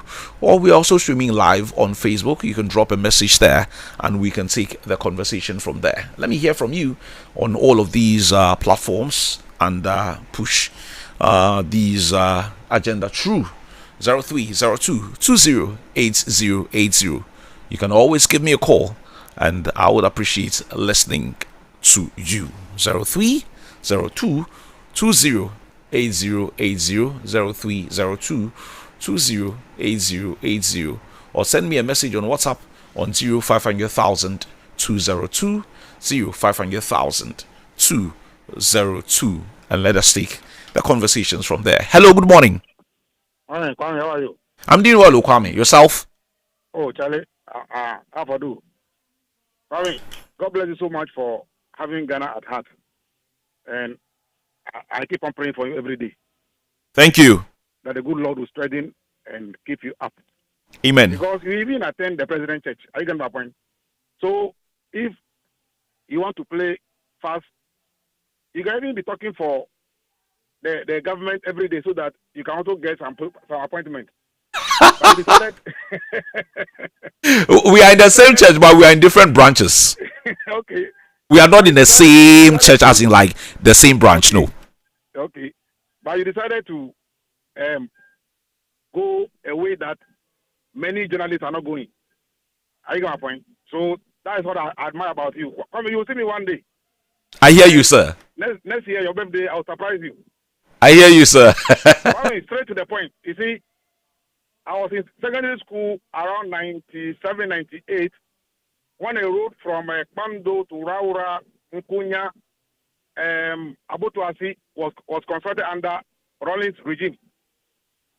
It was undertaken by a contractor from, I think, UK called FMB. They constructed the road one side first, and then it was open for motorists. Then they moved to the other side. So the question I keep on asking myself is that at the time when there was no much technology like that we have today, and roads were constructed in those days were very solid. How come that today that we have all the technology, you can mix concrete and it will dry up within 1 hour, that we are still having all these challenges? It's just because, Kwame, go and read the Bible, Ecclesiastes chapter 10 verse 5. He said, I've seen something under the sun, a sort of error that arises from leaders. Fools are put in many high positions, while the wise occupy the low one. Kwame, God bless you. God bless you too. Thank you very much for calling. Hello, good morning. Hey, Kwame. Papa. You have my history, Papa. Oh, I do, pa. I do, pa. It was in, what do you call it? It's completed at Disco 78. Ah, but look. the day I took the what do you call it, the train, we call it sleeper. I was in Form 3. That was should be 76 there, but there was a tough match between Kotoko and us. And not being a Kotoko supporter, I had to squeeze my way from school, came to Accra, boarded the sleeper train around 7:30 p.m. Then is it between 6:30 7 o'clock or so? Then by 7 a.m. we're in Kumasi. And you know those days too, the open what do you call it, the stadium very early, because also by 9 I was in the stadium. I was in Kumasi Sports Stadium to watch Kotoko and house match. Now, on a more serious note, the road network very, very, very bad. Government, you see, you are doing this thing. People may think that you're against the government. No, you are not. It is what the citizens are feeling. The road that they are moving on, whereby transport cannot go to certain places, and they will need to pay extra. I get to my point. To cut a long story short, the road ministry should see to it, and then the transport ministry, what do you call it, Kwame? Kwame. Don't you think government has to invest more on the transport sector by importing similar commercial vehicles like what we have, these private people are using? Because there we can even do this 24-hour economy properly. Because there are a lot of guys out there, they are not having work, but they can drive. You understand me? So that the rush hours in the morning and the evenings will be eradicated, whereby people paying more of the distance. Again, I sent you a message relative to I'm told PRC are saying that they are going to increase price of electricity and water. If water is even increased, I don't have problem with that. But electricity, no, not at all. You cannot say that because of assigning economic difficulty. Is this man an NDC person or an MPP person? I mean, Okay. Papa, thank you very much for your message. 0302208080. Let others also get an opportunity. Hello, good morning. Good morning, Kwame. How are you doing? I'm doing well, Eben. Yourself? Not bad at all. Go ahead, my brother. You see, let me start with this PURC thing. See, from generation upon generation, I don't think this PURC is serving its purpose. Because each and every time, the same reasons they've been giving you. If no dollar to the city, it's about what? Management, is that not it? So the question is, which is which? We are in the country now. City to dollar. We are all seeing it. So what is the essence of this increment? Why are we doing this to ourselves? Please, Mr. President, don't accept this increment by the PURC. Because we are fed up with their reasons each and every time given. We are fed up. And I also plead with what? The Road and Highway Minister and also the Transport. Honorable Nipe, please, I say you need to be proactive. And if possible, please, let's reconsider these railways because it will help. Up to now, that clueless and useless administration took over that. They abolished what toll in this country. We are in power 18 months now. The toll hasn't come in. Look at this long truck from what? Burkina Faso, and they've been plying our road without paying any toll. And each and every time our roads keep on deteriorating. So let's reconsider these railways. It will help the nation. Okay, Eben, you've made your point. Thank you very much. 0302208080. Hello, good morning. Yes, good morning, Kwame. How are you? I'm doing well. Your name and where you're calling from, please. Yes, my name is James from Ashama. Go ahead, sir. And thank you for great work for Mother Ghana. What I want to suggest is that we're in this country whereby we had that year of road, and today here we are complaining of our roads. What happened during that time that the roads still are not fixed? We heard that a sky train and money was pumped into all those investments, those projects. Here we are today. We are complaining about transport. What I want to suggest, I want to ask the government is, our development agenda plan, where is it? Let us have it so that today, if now that we are constructing express road to Kumasi, another government will not come and abandon that project and go and take another project again. So let's have a policy. Now that we have a lot of people, NDC people in parliament, we have the power, we have the numbers to enact those policies so nobody will come and change it. So that our national development agenda will have it. Everybody will have it. Every citizen will know that, this is what we are doing.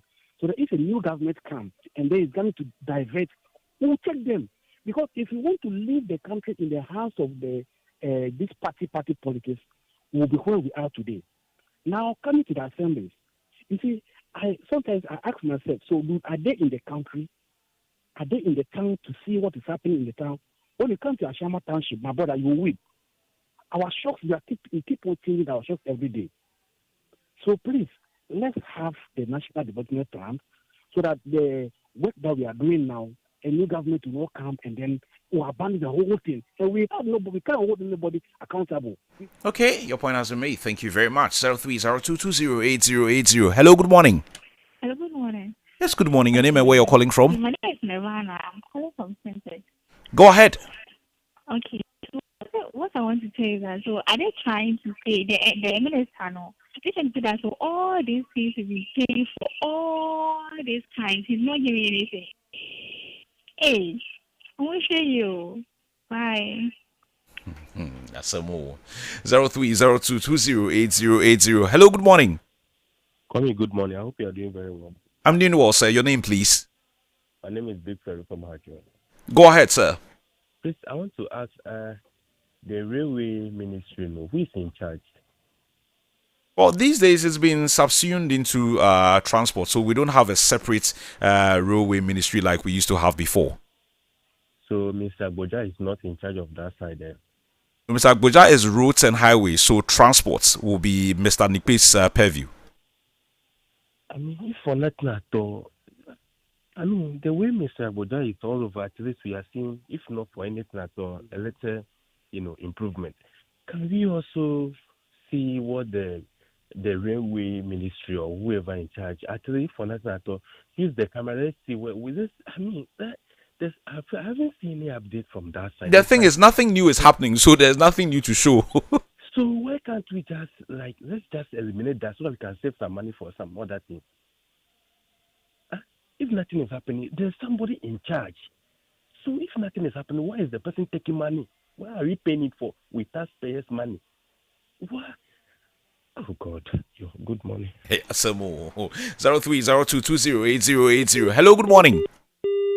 Okay, I lost this caller, but you can also try 0302208080. We'll take some few more calls and then we move over to other issues. 0302208080. Give me a call and share those very strong thoughts with me. 0302208080. Or you can send me a message on WhatsApp on 0500,000 202 0500,000 202 and share those thoughts as well. Hello, good morning. Hello, good morning. Yes, good morning. Your name and where you're calling from? My name is Seth. I'm calling from Ajekojo. Seth, Yeah. go ahead. Yeah, Mr. Kwame, I asked the railway and then the road matter this thing there. We have to do a proper work. As my last caller said that who is in charge of the railway, we have to look at the person and ask him what is he doing in that direction. And then that will help us. We are leaving the sanitation matters too. You see, Tema West, I don't know all the money they are releasing to the assembly to take care of sanitation. I don't know how they are using it. Because the one in charge of sanitation, we are not seeing anything he's doing. These are bobo ya people carry baller. They are not using the net to cover their debt. If they are going, they read the bush, they carry the baller and throw it into the bush. There is no task force who will be arresting them. We have to look at this thing there. We are coming with something. If you come, I will come to the studio and I will broadcast it. Thank you. Thank you very much, Seth in Ajekojo, for calling and sharing those very strong thoughts with us. 0302208080. We'll take two more calls and then we'll wrap up this segment of the show. So if you can squeeze in your call, we'll take it. 0302208080, 0302208080, or reach us by phone on 0500,000. By WhatsApp, I mean 0500,000 202 0500,000 202. I'll take just two more calls and wrap up this segment of the show. 0302208080, 0302208080. Okay. Hello. Good morning. Good morning, Kwame. Yes. Good morning. Your name and where you're calling from? I'm calling from New Boy Town. My name is Richard. Richard, go ahead. Yes. Charlie, the thing is that the road issues. Me, what I'm seeing is that my own, it is being politicized in a sense that most of the road contracts were awarded before this government came in, right?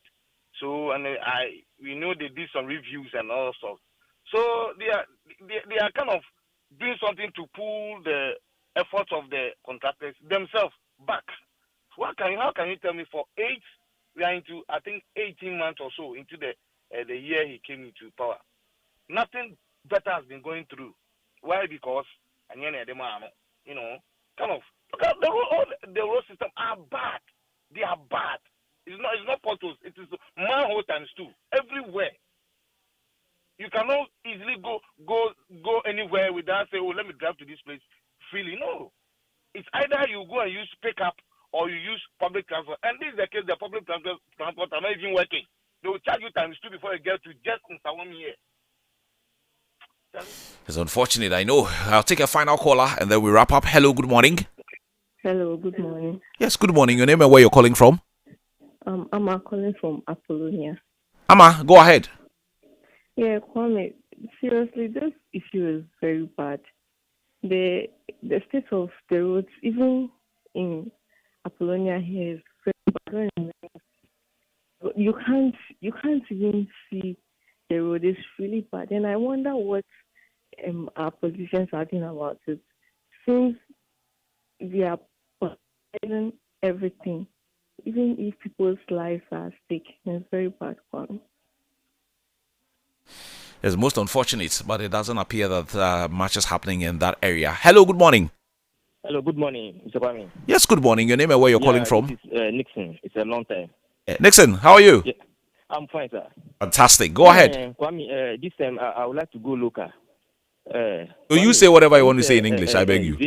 Washington. I say, Ghana.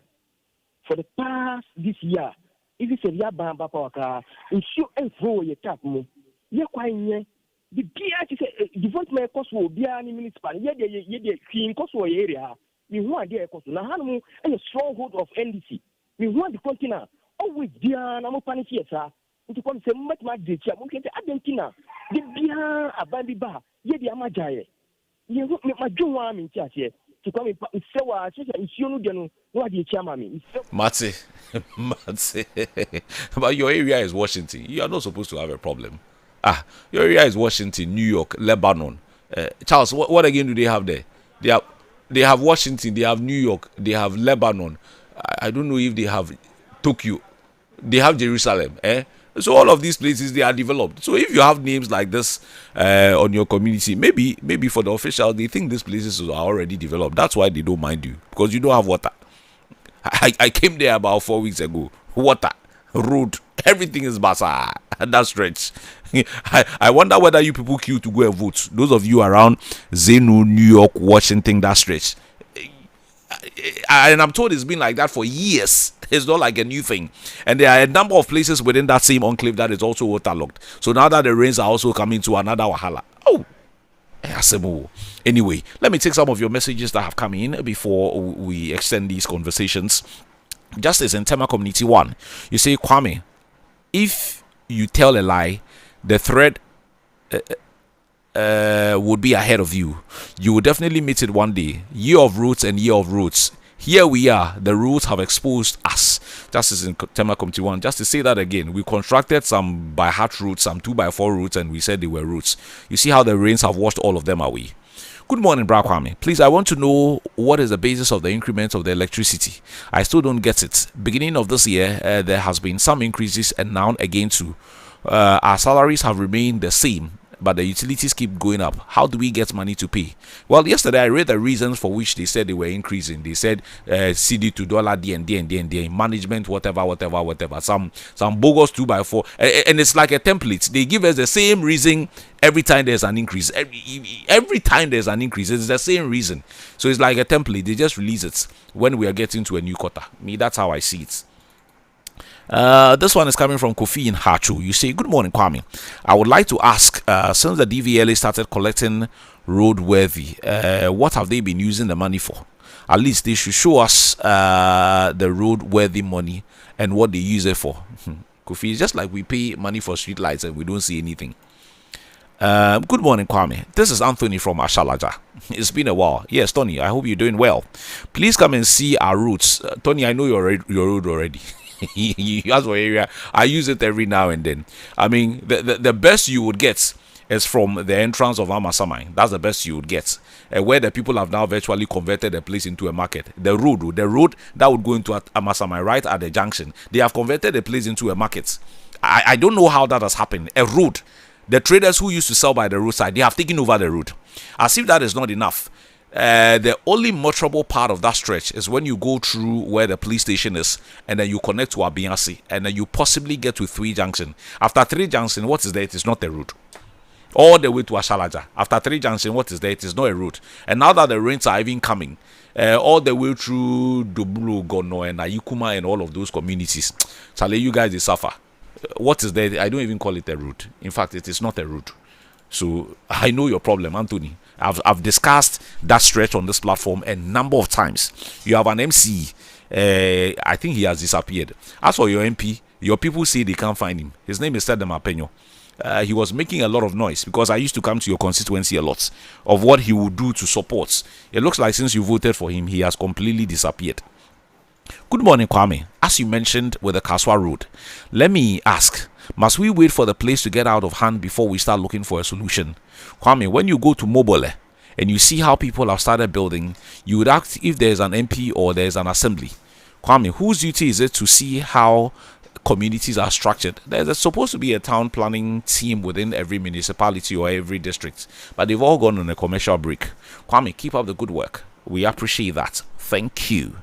You don't, okay, you say your name is Gloria. Okay, Gloria, thank you very much for your message. This one is coming from Josh. You say, please, I don't know the MP for Ashaman. Her road is in a very bad state. Your MP is the Honorable Frank Nogbe. I think he's a 2-term or 3-term member of Parliament. And it's Nogbe. Is he 2-term or a 3-term? He's now in his 3rd term. No comments. So Josh, now you know. So find him. His name is Ernest Nogbe. Find him and let's take it from there. Okay, so let me cross over to the phone lines and get to speak to lawyer Topra Abredunya Sakuku. He used to join us regularly. These days he's chopping money, so he has forgotten us. Council, good morning. Good morning, Kwame. Council, you have dogged us, so. Don't worry, things will get better. I hear you. Council, help us appreciate what happened at the ECOWAS court yesterday. Is that the end of the game for former CJ Torkornoo? Okay, so let me take it from here. Since we need education, let me take it from here. If you come to Ghana, okay, the Constitution of the Republic of Ghana identify only two courts in Ghana here. We have the superior courts, and then we have the lower courts. So the superior courts includes the Supreme Court, the Court of Appeal, the High Court, and then the Regional Tribunal. Then the lower courts includes the Circuit Court, the District Courts. Then we have the Juvenile Courts. Then we have those court tribunals that can be set by the district. But then the tribunals, which is the district tribunal and then the regional tribunal, since we don't appoint people to occupy those positions, it's absolute now. So we have two courts, the superior courts and then the lower courts. Ideally, if the matter goes to the Supreme Court of the Republic of Ghana, it ends there. Ideally, you can't take it anywhere again. So, Kwame, let me throw light on this. If you remember, at the time that your people took over, the NPP took over, you remember Isophoton, those things. You see, all of them went to the international courts. But if you go to the international courts and then you come back to the Supreme Court for them to implement, they will tell you that no, they don't recognize the international court because the highest court in the Republic is the Supreme Court. And it is final. So you see, there is international laws that stipulate that if a matter affects you in the way of human rights, you can take it to the ECOWAS court, the ICC, and those ones. You see, those ones are allowed, but it's up to the Supreme Court to adopt the decision coming from those courts. So let's come back to what happened. The ECOWAS courts, as we are talking right now, have dismissed. That's what people say. Have dismissed all the allegations by Madam. So it means it ends there. ECOWAS courts, where are you going to appeal? Are you going to say that there is a higher board or body which is higher than ECOWAS? It's not like the way we have Ghana, that when you go to the High Court and then there is a problem, you appeal to the Court of Appeal. And then when you go to Court of Appeal, you have a problem, you go to the Supreme Court. And if you go to Supreme Court, and then there is a decision, you go for review. And for the ECOWAS, is once. You can just go and review the decision, and that is all. Are you suggesting that she can't go anywhere else with this? Oh, she can go, but I'm saying that... Where? Okay, if she thinks that what has happened borders on human rights, he can look for any other human rights bodies all over the world and then go. But the point still remains that if you go for that judgment, if you go and then there is judgment, who is going to implement that? That is the problem. Who implements it? And I have given you an example. Those isophotons and other people, they got their judgment from international courts. The Supreme Court said no, they will not accept them in Ghana because the Supreme Court is the highest court in Ghana. And for that matter, if a decision comes from there, it is final. So if you go, what is the end game? That is the problem that I'm talking about now. You can go to any other board. You can go to ICC and those things. But the point still remains that the Supreme Court has already taken a decision that those courts cannot come and coerce them. Ghana is a sovereign state. Ghana is a sovereign state. And you know sovereignty is the supreme power of the state over its citizens, unrestrained by law. And if a state is a sovereign, other states cannot coerce that state. Just that Ghana is a signatory to the ECOWAS court. There's no problem. But the Supreme Court will say that they are the highest body in terms of adjudication in Ghana. Are you saying that, for example, if the ruling had gone in favor of Madame Torkornoo yesterday, it would not have been binding?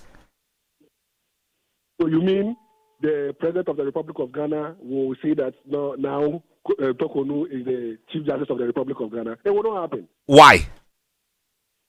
Okay. Ghana is a sovereign state. Yes, we know, but we are also connected to ECOWAS, correct? No. Check the constitution, Article 1 of the constitution. It said this constitution shall be the supreme law of Ghana. This constitution shall be the supreme law of Ghana. I hope you understand. And if you go to the Article 2, it says if there is any law or an action of a person which is inconsistent with the constitution, then you should go to Supreme Court. It didn't say you should go to ECOWAS court. It said if the action, the omission, or there is a law, or there is a custom which is inconsistent with the constitution, it said you should go to the Supreme Court for interpretation. It didn't say you should go to ECOWAS. So Ghana is a sovereign state. So you can't go and take decision there to come and force the president to implement. No, it doesn't work that way. Council, are you saying that there are cases that cannot go beyond our jurisdiction which the president may be bound by? And who is going to do the implementation? Who is going to force the president to implement? I am asking you, who is going to force the president to implement those decisions? So imagine that the ECOWAS court suddenly said that Madam Torkornoo was not rightfully removed, and for that matter, she should come back. And who is going to do that implementation? Who is going to open the office for her to go and work there? Who is going to pay her salaries? Is it the ECOWAS? Is it the ECOWAS court that's going to pay the salaries? And if the president refuses to do, what can the ECOWAS court do? Do the ECOWAS court have the power to remove the president of the Republic of Ghana from office? Well, these are the questions that we should be asking. Do the ECOWAS court have the power to remove the president of the Republic of Ghana? Go and check the constitution. The constitution says that for you to be a president of the Republic of Ghana, okay, you should be age 40. You should be a person of sound mind. You should be voted for. You should be a registered voter. It's the people of the Republic of Ghana who voted the president to be in that office. Ghana practices a presidential system of government. Here, we vote for one person who becomes the head of state, the head of government, and the commander-in-chief of the armed forces. And that person is voted into office for a fixed term of office. Council, what about this relief that she was seeking with respect to the $10 million? I don't understand your question. What's the question? I didn't get you clear. Okay, so there was an issue of compensation with respect to she losing her job. If, for example, the ruling had gone in her favor, would we have found money for her? Yes, that's what she's seeking to do. You see, if you are removed from office, okay, it is deemed like you never occupied that office. If you are removed from office, so whatever, you see, let me tell you, we have a principle called judicial independence. And judicial independence is the judiciary being free from any form of external control. So there were conditions put down to ensure judicial independence. And one of the strongest conditions is that if you are a judge of the Superior Court, you retire on your salaries. So imagine that she was not removed from office. She would have retired on her salaries. So imagine that she was being paid 50,000 Ghana cedis. On retirement, she would still be paid 50,000 Ghana cedis. If she was to be entitled to 20,000 for clothing allowance, she would have retired on all of them. But then now, because she was removed from office, she's not entitled. She's not entitled to all those things. So it is deemed like she never became a Chief Justice. So if she's going for compensation, then she wants the office or Ghana as a republic to compensate her for losing all those things. And that's why she went in for the compensation. So she's seeking to ask the ECOWAS court to urge the Republic of Ghana to pay her those entitlements that she will lose. And that is for wrongful removal, correct? Yes, that's for wrongful removal. At this point, she's lost out on that as well, correct? She's not what? She's lost out on that as well. Yes, because all the reliefs that you seek to, in fact, ask the court to give you, the court said no, we cannot grant you those reliefs. Okay. Is there any other thing she can do at this point? You see, but that's my point. To what extent? To what extent? To what extent can you go? To what extent can you go? My brother, if you go to those international courts, note, the international court will not take decision without taking recourse to the Constitution of the Republic of Ghana.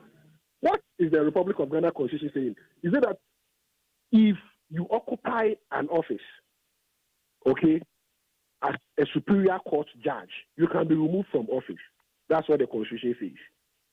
You can be removed from office if you grossly misbehave, if you exhibit acts of incompetence, and then if there is infirmity, you cannot act. In fact, you have stroke and other things. You cannot be occupying that office. And the Constitution prescribes a way in which you can be removed from office. Can anybody in the Republic of Ghana say that the President of the Republic of Ghana did not follow the required procedure? Can we say that? But that will be argued out in court, or? But it was argued in Ghana and she lost. She lost in Ghana. These things have been argued. Was she not? You see, the procedure says that, in fact, there should be a petition. Was there not a petition? There was a petition. The procedure again says that the petition should go to the President of the Republic of Ghana. Was it not there? It was there. They said the President, in looking at it, should refer it to the Council of State. Did the President do that? Yes. The Council of State is supposed to check whether there is a prima facie case, whether there is any question to be answered. The Council of State said yes. In fact, there's only one person who abstained from the Council of State. And then the procedure stipulates that then if there is a prima facie case against you, then there should be a committee, and that committee, there should be Superior Court Justice 2 and 3 other people who are non-lawyers, who are non-parliamentarians, and who are not Council of State members. That's exactly what we got in the committee. There were 5 people. The committee invited her, she was listened, and then there was a verdict from the committee. This is the procedure outlined by the Constitution. So, what is the breach or the violation on her human rights? Where is it situated? Where is the violation situated? That's what I want to know. Where is the violation situated? Can somebody tell me that she wasn't given a hearing, or there was no petition, or the president did not receive any petition? You should, for you to challenge what happened, then you should be able to have questions for all this, my brother. The release that she was seeking for, and I'm going through all of them, about 10 here that I see.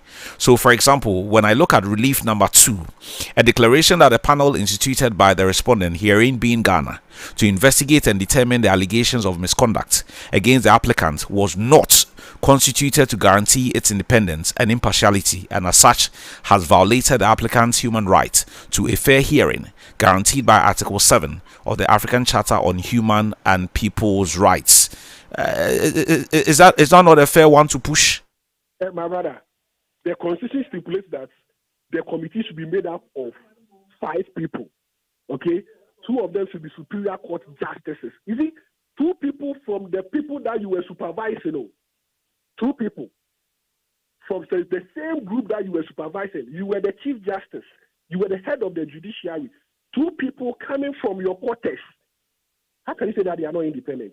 Is Madam Torkornoo saying that the judiciary in Ghana here is not independent? That's the question. Kwame, see, let's be critical on her. At the time that MPP was in government, people were raising questions that the judiciary was not independent. She said, the law is the law. Is that not what she said?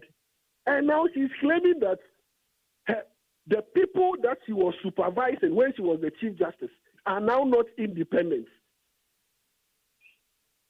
That woman needs to be investigated. Is that your understanding of what she's seeking for? What is your understanding? I'm not a lawyer. I won't commit myself. The committee should be investigated because the committee is not independent.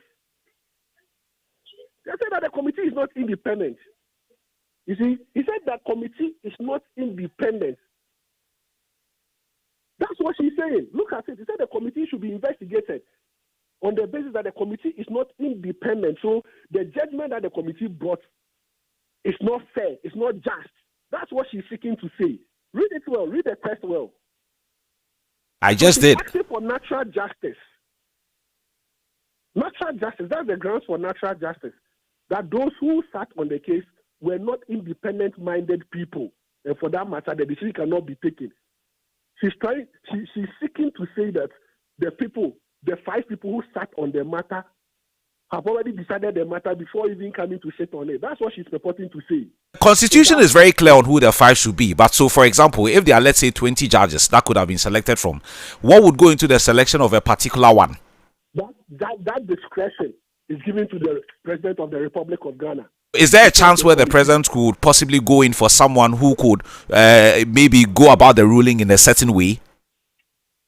Are you suggesting that?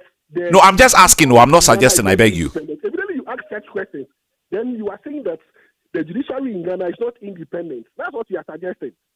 I'm only asking. I'm not suggesting. The superior courts are to serve the interests of the Republic of Ghana, and they are to administer justice, fair, reasonable, and just. So if you say that the president can appoint people who can do his work, then you are suggesting that some people are not independent at the Supreme Court. That's your suggestion. And that's exactly what the woman is saying. Madame Torkornoo is saying. Should we take it that way? Council, they are supposed to be independent. Are they independent? No. They are not supposed. They are independent.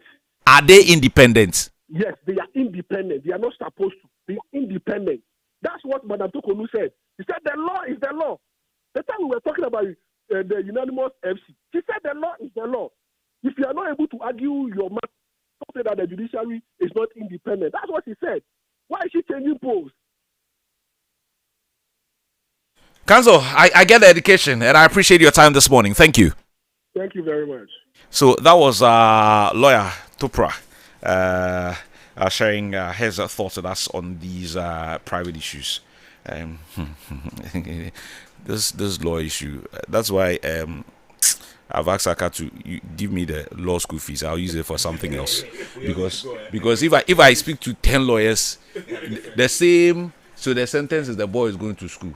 If you speak to 10 lawyers, they'll give you 10 different interpretations. Meanwhile, when I take the paper, I saw the boy is going to school. I can't do this job. I can't do this job. Let me do my academia stuff and continue with my education in other areas, because like I mean this thing, I can't wrap my head around it. Because let me call another lawyer on the same thing that you call a third lawyer, something a fourth lawyer. Meanwhile, the thing is the same. No, but you know, economics is also the same like that. Yeah. Economics no, but based on your analysis. Even statistics, you can see the starting. You interpret the data. Yeah, you interpret it differently. Even nowadays, even religion. Saka 1 + 1 is 2. Religion, even now religion in a different way. You will see black and white as a statement, and every pastor or malam will give his own interpretation. So it's not only law. But you people, you are another problem. You the law people, you are another problem. Anyway, this morning I've been joined in the studio by 2 friends. My brother Saka has joined me this morning. It's been a while. He's been chasing money these days. I'm sure he's made some money. That's why I haven't made a penny. Man must eat. I haven't made a penny. Oh. Even 1 cedi, I haven't made it. You were enjoying in Gambia. You are still enjoying in opposition. I said I haven't made it. You how well he's dressed. You saw okay. Saka, don't mind me. Saka, don't mind me. I'm just pulling your legs. My brother Saka has joined me this morning. He speaks for the NPP as well, and I've also been joined by Dr. Stephen Saka. He is an NDC committee member. And congratulations on your graduation. Congratulations. With a PhD in what area? Training and development. What and development? Training and development. Training and development. Hey, training. He's a British man. Training and development. General training or particular areas. Focusing on please get closer to the microphone. For the focus on decolonizing education. Decolonizing.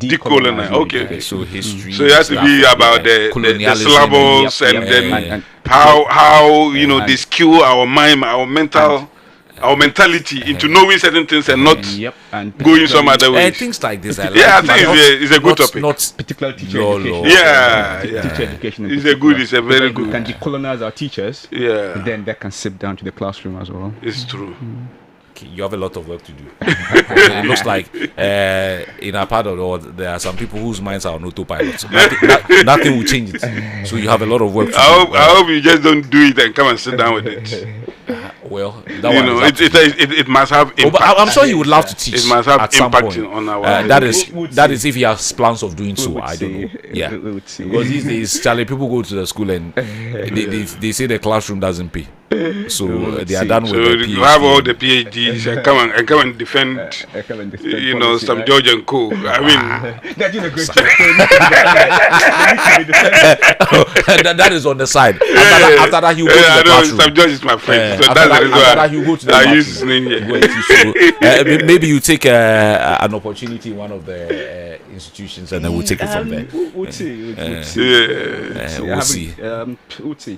We'll see. So let's get into the issues right away. And this is also one of the issues that we're going to be looking at. That the ECOWAS court has dismissed all claims made by the former CJ against Ghana. We'll look at that, and then we'll also look at the minority in parliament raising issues concerning Madam Sedina Attionu. Yesterday, the Minister of Interior did a presser and addressed loads of questions, including that.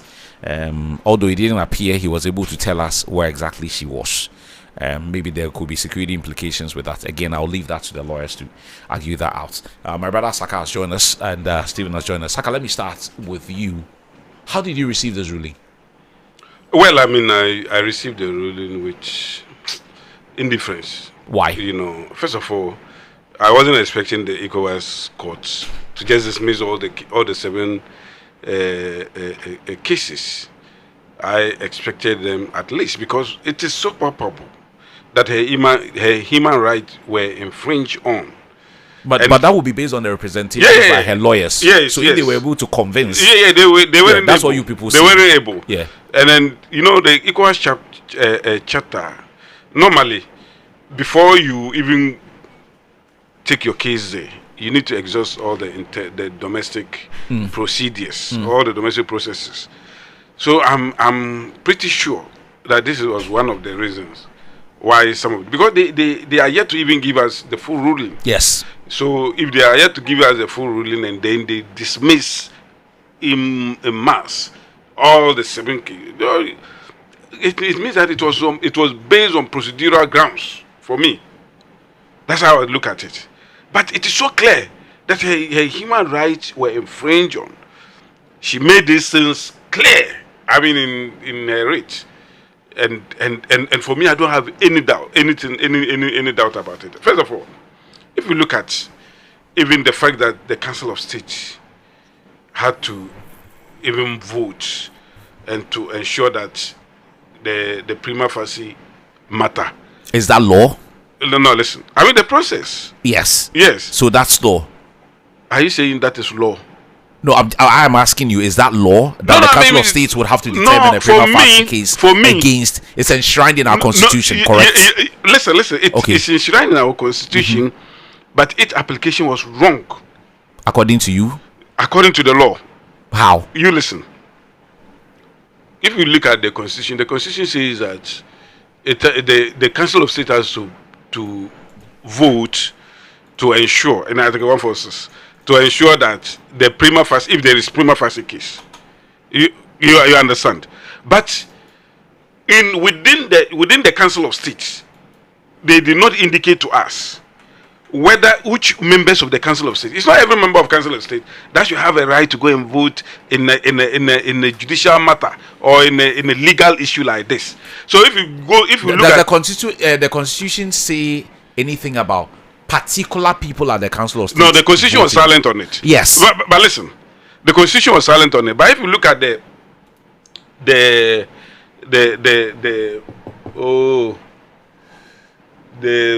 draft constitution, it was made clear in that draft constitution. Even though the draft constitution is not what we are using, but it gives you the mind of the framers of the constitution, who should be the person voting. The draft constitution that we have says that it has to be the legal committee of the Council of State.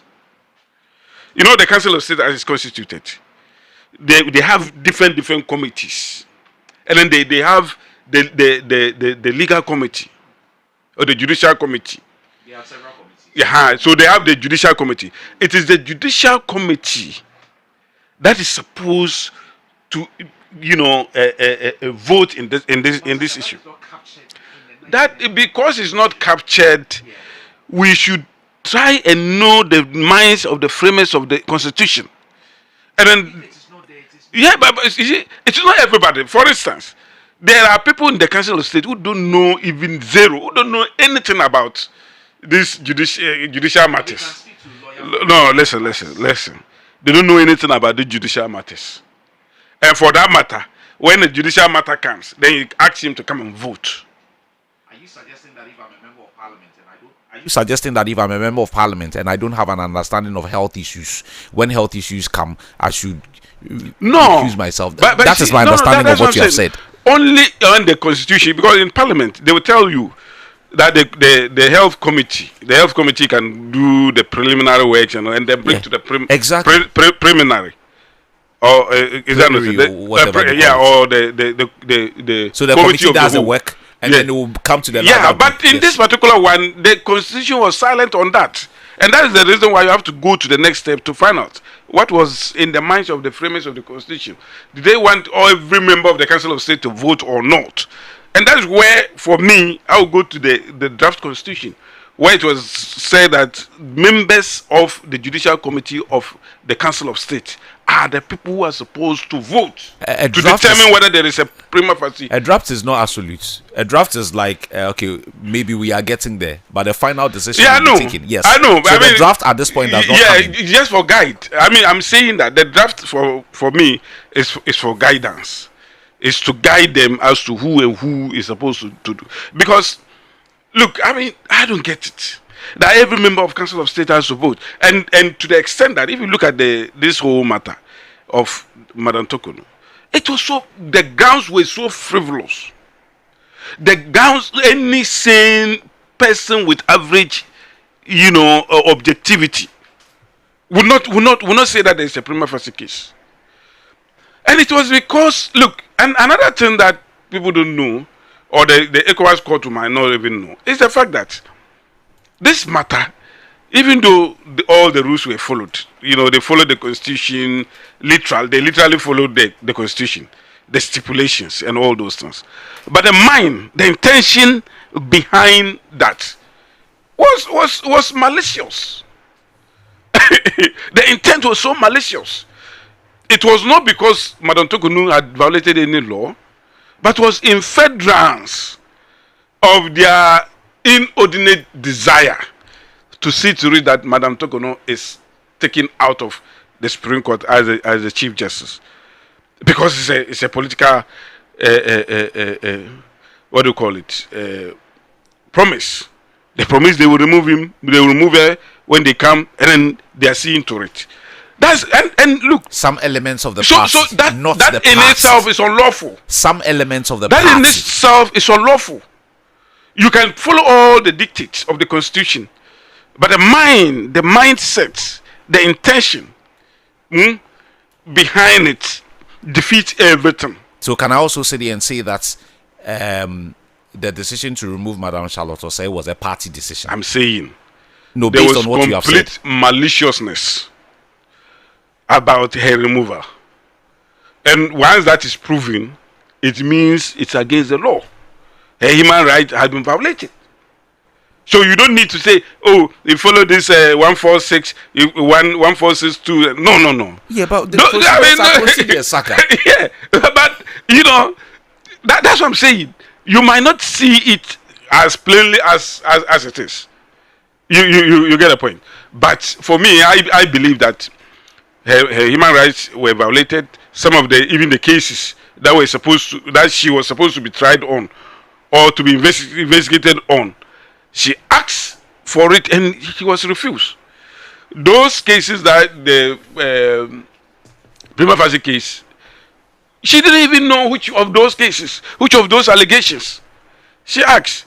There are so many petitions against me. Which of the petitions are you investigating now? they bluntly refuse her.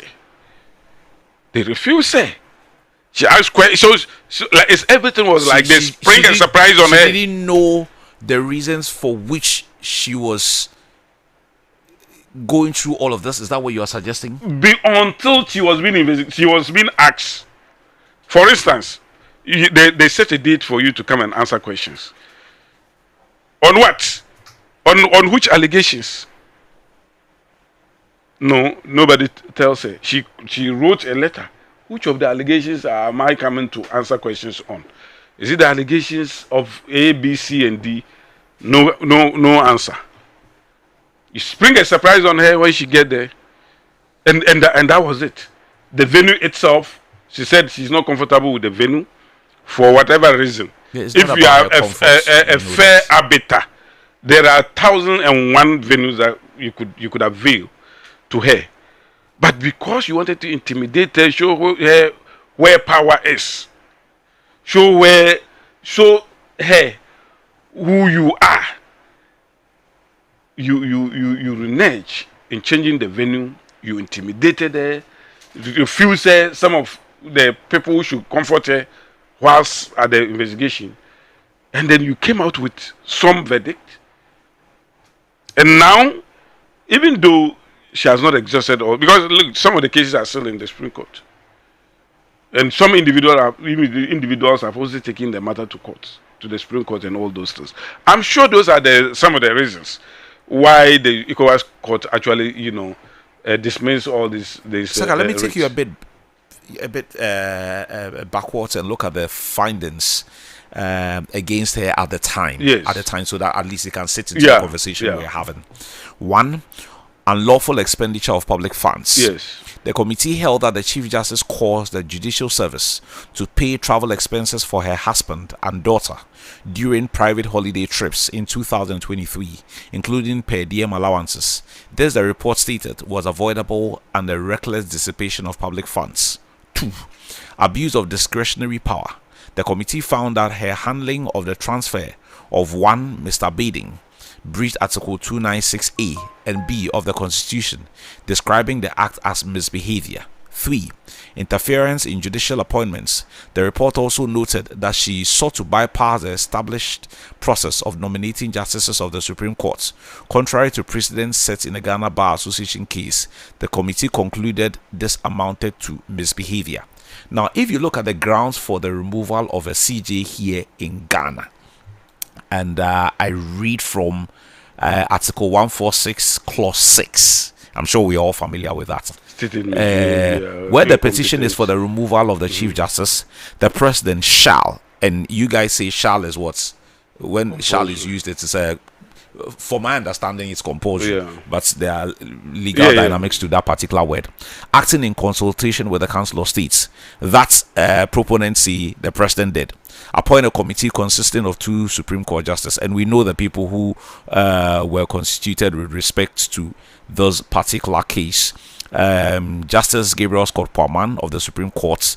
There was Justice Samuel Kwame Adibu, Daniel Yadomelovo, former Auditor General, Major Flora Dalugo of the Ghana Armed Forces, and Professor James Sefe Jisa of the University of Ghana. So again, it's fair to say that the president did not do anything wrong there. No, but the president, you finish. Okay, so let me finish, and then I'll see the time. Let me. There was a reason why she said these are not independent. The committee appointed under Clause 6 of this article shall inquire into the petition brought to them and recommend to the president whether the Chief Justice ought to be removed from office. So you recommend. All proceedings under this article shall be held in camera, and I remember there was back and forth on that. And the justice or chairman against whom the petition is made is entitled to be heard in his defense by himself or by a lawyer or other experts of his or her choice. But I see only his here, as if they never thought that it will be here at some point. The president shall, in each case, act in accordance with the recommendations of the committee. 10. Where a petition has been referred to the committee under this article, the president may, in the case of a Chief Justice, acting in accordance with the advice of the Council of States, by a warrant signed by him, suspend the Chief Justice. And I recall that was done. In the case of any other, okay, that one we are not interested. I remember one of the things I asked when this issue came up, and again, help me because I know you have some law background. When the recommendations are made based on what I read, was it my understanding that even if the recommendations are read, the president could, for want of a better word, overrule? Okay, you are recommending that I sack so and so, but I disagree and I won't act. Is that the case in Ghana? Or once the recommendations are made, you go? Well, I mean, yeah. Once they recommend, even if you disagree, you have to follow the recommendation. That's what I'm saying. Even if the president disagrees, yes. You go. I mean, unless you mean that if they recommend, it's not like they suggest. They are recommending that she must go. Yes, she must go. The president. So the president do not have anything to say other than to follow the recommendation. If not, the president will be seen to be, ultra virus his powers. So again, help me, Madam. Because the Constitution has mandated a certain route, and then you decided that and then the Constitution came out with a verdict, based on the end product of the process says that the person should be fired. Then you say that I'll wait. Let me again play on this. But the point let me add this and then you continue. Yes. So the president has a lawyer, Madam Marietta Brewer-Pong. So for example, when this was made, the president cannot get advice from a lawyer. Anyway, a lawyer, for example, suggests, these people have made this recommendation, but maybe that's there's nothing that can be done, right? Well, I mean, this is a very thorny issue. I think that, we haven't gotten there yet. We haven't seen a situation where recommendations have been refused by the president. Okay.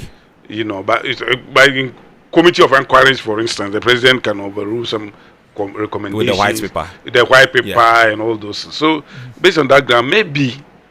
But I think that if the president wants to follow the law and want to be transparent with the people, because you have the Constitution stipulate a certain route, a certain route that you have to follow, and at the end of it, there was a recommendation based on all the processes.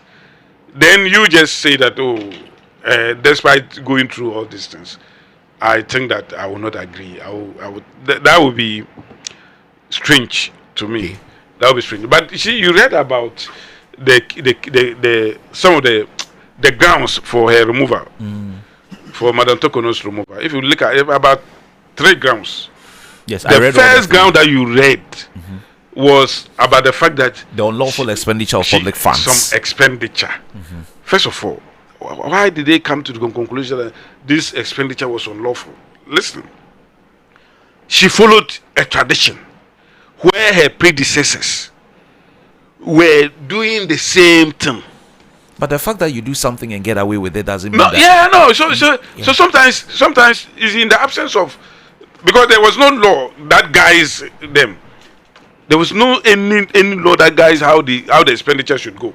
So you have to follow tradition. You are suggesting there was no clear path on per diems and travel and all of that. Yes, there was no clear path. How? I'm telling you. I mean, that was the reason. So tell us whether this matter is dead. No, it's not dead. It's not dead. Let him dog. To be fair, you let him land. We have a new CJ. Let's concentrate. No, But we are discussing the matter. So the matter has come up. So you dog. So I'm saying that there was no any clear guidelines as to how that expenditure should be expended. So she was following tradition. Her predecessors were doing the same thing as she did. And for anybody to say that, because you follow tradition, that is stated misbehavior, or you call it incompetent, I don't get it. Then they are also telling us that she uses her own the second one, abuse of discretionary power. Abuse of discretionary the committee found that her handling of the transfer of one Mr. Biden, I think he was the one who was sent to transferred somewhere. No, because the powers of the state using her own letter. No. Listen, the powers of the state mandate the Chief Justice as the chief administrator of the judiciary And for that matter, her work cannot be questioned. With your own letterhead. Yeah, work cannot be. I'm not sure she used her own letterhead. This thing I haven't heard it anywhere. That she uses her own letterhead. Which company of hers? Or a house address or whatever. Or if she uses her letterhead, it should come from, it should be the letterhead of the Chief Justice. Office of the Chief Justice. Yeah. So the Constitution has given her powers and she exercised that powers. Then you come and say that she abused it. How did she abuse it? And then there was the third one. Interference in judicial appointments. Look at this. That one I recall when she nominated about 5 individuals. No, for she was recommending them to the president for appointment. She used a letterhead for. She wrote a letter. Yes, recommending. She was that these 5 people recommending them for the president, which was not the right way to the president for appointment. Which was not the right way. No, I'm saying. Yeah, she was recommending them to the president and subsequently to the Judicial Council. Maybe when we say that, oh, it should have been the office of the Chief Justice, but that should have come from the judiciary. But for that one, maybe because she felt that, okay, this is not official enough. I am recommending them to the president, but the judiciary will come out with confirmation or a different list. It doesn't matter. And what did the president appoint the people based on the fact that the Chief Justice? Not even one of them was considered. Yes. So under the new administration. Yeah, so it means that, I mean, it did not even work. Whatever that she even recommended did not even work. Ghana did not lose anything. So why do you base on that ground to say that she should go? I mean, I think that her rights have been violated. The ECOWAS court may use other reasons for that, and she was just asking for compensation for violating her rights. Compensation is not just though. For 10 million, just 10 million for violating her right. Look, if she were to if she had retired from the Supreme Court, she would have gotten more than 10 million over her life period. Her life. There's a dollar sign there. It's not CD. So because she was retiring with her salary, and once you retire with your salary, do you know how long she will live? So it will be more than. I don't know. Or less than. You get a point. So it will be more than or less than 10 million. So I don't think that 10 million is so huge. $1 million. $1 million. I don't think that is so huge an amount that people should, have problem with. I don't mind 1% of the 10 million, but that's another conversation. Doc, let me hear you. You've listened to Saka speak, and Saka's monologue for all this while, and I haven't made a whiff, and I don't expect a whiff. Oh, it's not a monologue. I've been doing it with engaging. So I've been engaging. So it's not a monologue. It's a monologue. How is it monologue? Saka don't mind them. Saka don't mind them. If you were ever in doubt that we as a country had sovereignty, this is a confirmation that we are indeed a sovereign country. Because of the ruling from the ECOWAS courts? Absolutely. How? As the lawyer you spoke to said, all right, in Ghana, when the matter ends with the Supreme Court, that is it, finito. All right? So we're going to sit here and have ECOWAS impose a ruling on us.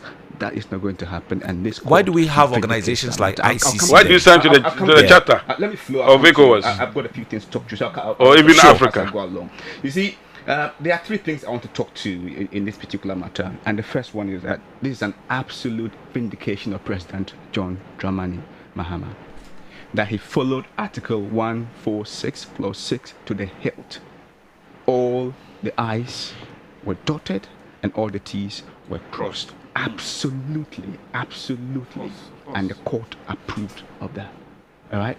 And this is part of, the initial suspension, and of course the substantive removal was all followed to the hilt. And I dove my heart to him. Point number 2, this is a technical knockout to the CJ and her team of lawyers. How such astute lawyers did not know that this was dead on arrival baffles me. It was dead on arrival, and indeed it was swept aside. Both the initial reprieve she was seeking and the substantive matters bordering on her dignity and her right to work and so on and so on, all swept aside. Kwame, number 3, 0 CDs have come to her $0 have come to her. So you're happy? Breast. I'm not happy. Look, we're talking about somebody's mom. We're talking about somebody's wife. We're talking about somebody's auntie. And so, look, this saddens my heart that we have to talk about it, but it has to be talked about. Look, President Mahama swore to protect the public purse. Somebody was seeking $10 million. Kwame, change that to our currency. We're talking about billions of cedis, about 111 billion. What for? To line up somebody's pocket? No, that was frivolous. It was dead on arrival. The public purse has been protected. I listened to Saka made a couple of statements which I will respond to as I sort of go along. Look, her case was absolutely demolished. Number one, due process was followed. All right, as you said, petitions were made, prima facie case was established, the president forwarded it, prima facie case was established, a committee went into it, and she was removed. Finito, done. Due process followed. No bias. She could not prove a case of bias. And I heard you interviewing the lawyer and say, look, how do we know that this was, it was unbiased? Because you can't choose which lawyer, which judge you appoint. Every judge on the Supreme Court is meant to be neutral. We accept that. Are they neutral? The jury is out there. But yes, they are neutral. They're supposed to be. Many don't trust us, but that. You go Fine, ahead. that is fine. The right to work. The court tied in. You see, the court tied in the fact that your role as a Chief Justice flows into your membership of the Supreme Court, the Court of Appeal, and the High Court. So if you've lost one, you can't keep the others. It's as simple as that. All right? As you said, there was no fair hearing. The court established that actually there was a fair hearing. Before the prima facie case was established, and afterwards she was given a fair hearing. The holding of information, she claimed that information was hoarded from her. She could not substantiate that. And they argued that actually, did she actually write to the president? They have no evidence of that, requesting that information. And the president denied it, they have no evidence of that. So, flat out. All right. But Kwame, this is a political show, so there's some political takeaways for me over here. And the first takeaway is accountability. Kwame, whoever you are in this country, it doesn't matter what position you occupy in this country, you are accountable to the Constitution. If you flout the rules, the law will deal with you. The law was a favorite mantra, and that is what has caught up with her. It's as simple as that. Those on the other side argue, I won't say on the other side, so that it wouldn't become an MPP and NDC thing. Indeed. Those who disagree with the stance say, and I'm sure you recall this, that the issues that were raised against her, I mean, if we're going to be basing it on, if you like, the bigger conversation of the political space in Ghana, we will sack maybe 80% or 90% of public officials in this country. Because I recall in the case involving the travel, for example, the figure was about $15,000, thereabouts, if I remember, $15,000. The things we hear at Public Accounts Committee, then we would throw people into the sea. If I look at the second issue, this is my personal opinion. So it's not like I am arguing with someone. This is my own personal opinion. If I look at the second reason, for example, the bit with the transfer, where we know here just about a month or two ago, when the whole regional minister told us that people are sent to Siberia. And we are acting like we don't know this. I have known this since I was a child, not today. That people are transferred because of issues at work in office, and who doesn't know this in Ghana? So if that is the reason, yes, I know. I'm only looking at the bigger picture. If that is one of the reasons why you fire somebody as high as a CJ, then about 80% of public officers, 99%. I get your point, Kwame. It's not about the amount; it's about the principle. I get that. What I'm saying is that if it's about principle, then these principles have not worked for years in this country. Is that the law is the law. I get that as well. And that is a malicious nature I was talking about. Actually, this goes into my next point, which is propaganda. By who? By the NPP. When this matter came up, the NPP and their parachicks swore propaganda. They cried from the rooftops. This is a witch hunt. And Saka made that same point here today, that this is a witch hunt. So what would you then say to... Saka can go into somebody's mind and tell us that they are vindictive. So Doc, what would you then say to the same political officials? I've always been a Malab. If I could come in, what would you then say to the same political officials from your side who were here even before this case got to that point? Sat here in the studio, and these are powerful officials of the NDC calling for her removal, would you then see that, oh, then it was a party that kicked her out and they found a way to kick her out?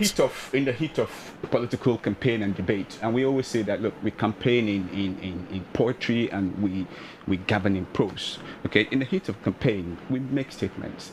But you don't just say it in the heat of. It will come back to harm. So you don't mean it. You don't mean it, but you say it. They said they will remove Charlotte Osei. Are we saying the same thing about them then? No, they're asking you a specific question. Answer that one. I'm answering Isaka. I don't necessarily think so. Yes, we may have said that, but who knew? Did we force her to make those mistakes? We didn't. These are not mistakes. Of course, they are mistakes. If you pay these are trump up. These are trump up. They are not trumped up.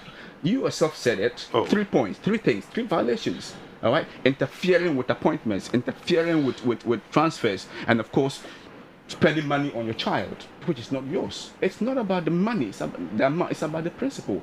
And in elsewhere in the world, it doesn't matter how much you take. The very fact that you pick a pen which is not yours, it's stealing. No, but that's Doc, not I don't think we are arguing from that standpoint. We are looking at, for me personally, I was looking at the gravity of the thing. Yeah. So, for example, as someone who grew up here, have lived here, have followed all that I've been reading about corruption-related charges in this country, and some of them serving in, let's say, one administration, and still landing jobs when their parties have come back to power, and I see a figure of $15,000, if I remember the figure, and I'm like, hey, $15,000 caused the removal of a CJ. The threshold is so low. No. Don't allow. The threshold is so low. Who determines gravity? That's why there's a threshold. I'm saying that.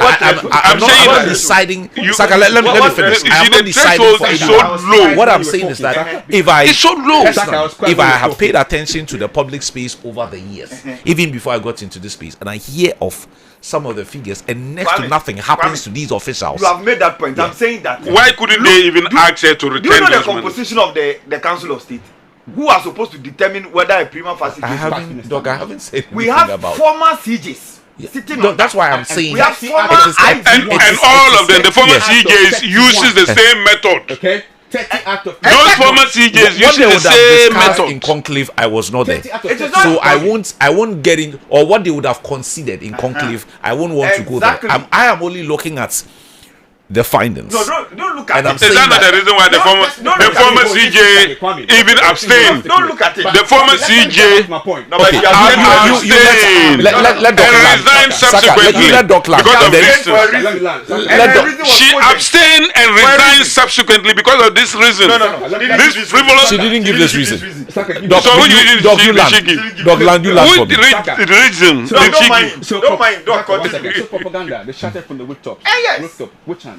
The court has vindicated our position that this was done to the book and to the letter. All right. I also think that we need to praise our Attorney General, who fought a good fight. I mean, we were here in this country when Attorney Generals either failed to turn up or turn up with wishy-washy defenses, and we lost money. We lost money in that cases. Nobody defended this nation more than not this particular. He's not making reference to this particular case. I'm talking about he's generalizing it. Okay? But you said this particular. He's not generalizing. But Fred Dammit did better than all that you. Saka, let him land. Okay. Saka, let him land. These guys need to be praised. And the very final one. Look, our what do you call it? Our Council of State, 30 out of 31. Said she was wrong. All right, look, listen. That means that the process was fair. The process was absolutely fair, and I think that institution needs to be proud of themselves. Look, the NPP might argue that this case was not fair. She wasn't given a fair hearing. Of course, she wasn't given a fair hearing. She exhausted the domestic processes. She went to the High Court and to the Supreme Court. Some of the cases are processes, okay, they might be, but the processes were almost exhausted. She was given that, afforded that. The court also says that. And we talked about invasion, that her privacy was invaded. It was the process. The court says that it was lawful, it was appropriate, and it was necessary. Look, we're talking about. You are just assuming this into the court matter because the matter has not. The ruling has not come yet. The written ruling. Yeah. So we would also say that in this country, when you're in trouble, how high-ranking pastors come along, how high-ranking chiefs come along and say, look, let kind of fear. Look, she was afforded the opportunity. I hear from high-ranking officials that a submission privately was made on her behalf. That look, she would just walk away and she can take all her benefits and walk away. That's not what she wanted. And then she wanted her job. No. So she faces the penalty. She wasn't wrong. So how are we then going to say she that wasn't wrong? If she was convinced that she did nothing wrong, she will fight it. It's up to her. That tells you that this is a woman of substance. Of course. And the court she wanted said she was wrong. And that rests my case. But I can say to you that we, as the NDC, accountability is what we want to do. We are looking to reset this country. All right? And I can assure you that if you take anything that does not belong to you as a public official, you will face the full rigors of the law. It doesn't matter who appointed you.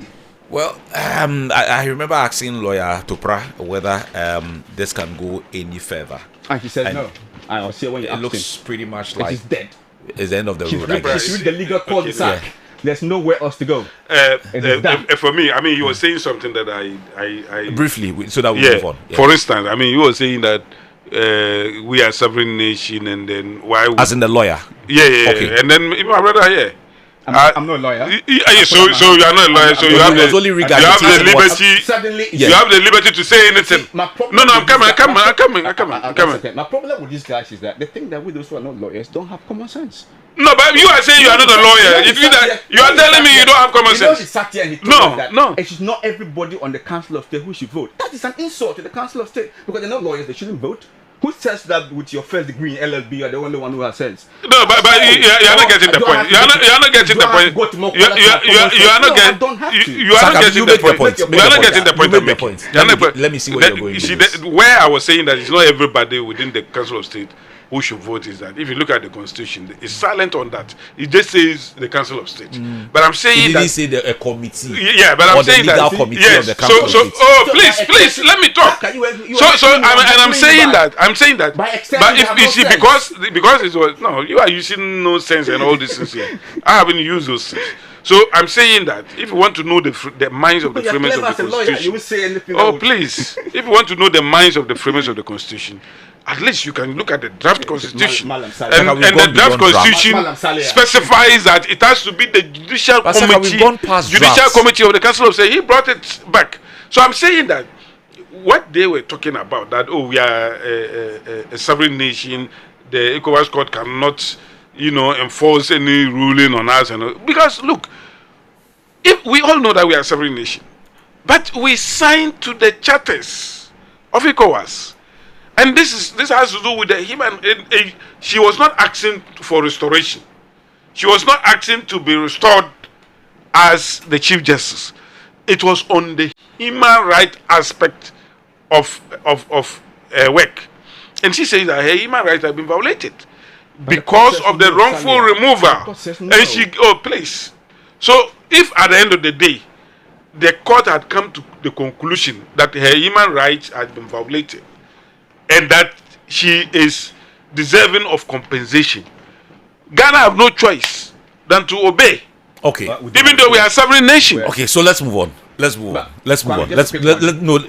would also come back to say he would also want to respond to what you say. So because if you violate it and you say that you won't enforce it, it means that you are jettisoning the charter for which you have signed. Your point has been made. Thank you. The other lawyer said something different. Which other lawyer? The one you spoke to, the one you interviewed. He said that in case of EC14 or whatever we call them, the Supreme Court said no, it has nothing to do with that. So there's no way to let's hear what you said. The other lawyer said that. He said what? No, when you interviewed him, he said what? In the case of EC14 and other companies who went international law, who went international courts, and decisions were made, the Supreme Court refused to implement them. So it is not the case that if they had ruled in her favor, why did the Supreme Court refuse to?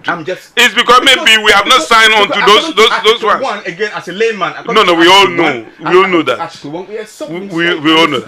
We all know that. But you see, you cannot violate what you have signed on to. I get that. But again, we went back and forth on that. So let's move on. Let's move on. Let's move on and move to. Because tomorrow you yourself find yourself taking somebody there. Let's move on.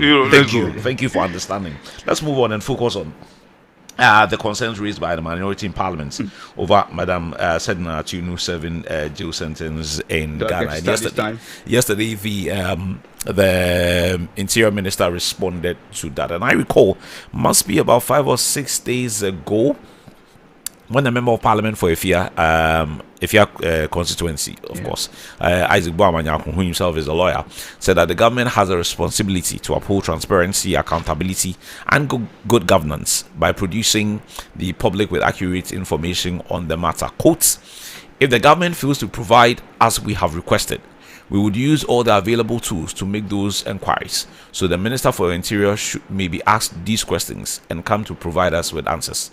So yesterday here, the presser and came out with those answers. She said the minister is serving her term in prison and not in. There were stories about her in a whole. Is she a minister? Is she a minister? No. The minister. I said the minister. At the press conference yesterday. Said that is not the case. That the stories that have been making around that she was under house arrest, she was in a house somewhere, and all of those comments that have been made, that is not the case, and that she's actually serving her jail in a prison. Which prison? All right. Can I start this time round? You want an answer from me? you wouldn't ask him. I wasn't. This is a cock and bull story. No. If I was there, that would have been my question. Yeah. Where? This is a cock and bull story. Maybe there are some reason why her location cannot be revealed. How? There's no any security. Unless there is nothing security about this matter. Give me the floor, so okay, wait for your turn, Doc, please. start this one. You start go. this one. Doc, start this one. We are a democracy. We are seeking to be a transparent and accountable democracy. We are not talking about shielding Sedina Attionu here. We are talking about a woman who has returned to this country through our efforts as a party to come and serve her term. She's serving her term. All right. Yes, indeed. Parliament, the Oversight Committee of Parliament has the right to want to know, as part of a democracy. Do you fear God? It's a fair question you're asking. Yeah, that we want to know where she is. It's a fair question. We're a transparent democracy, and I'm sure that at the appropriate time you would know. When is the appropriate time? But listen, I do not know the security matters concerned in this matter. But if you ask me, Kwame, individually, this matter has no security implication you're in any way.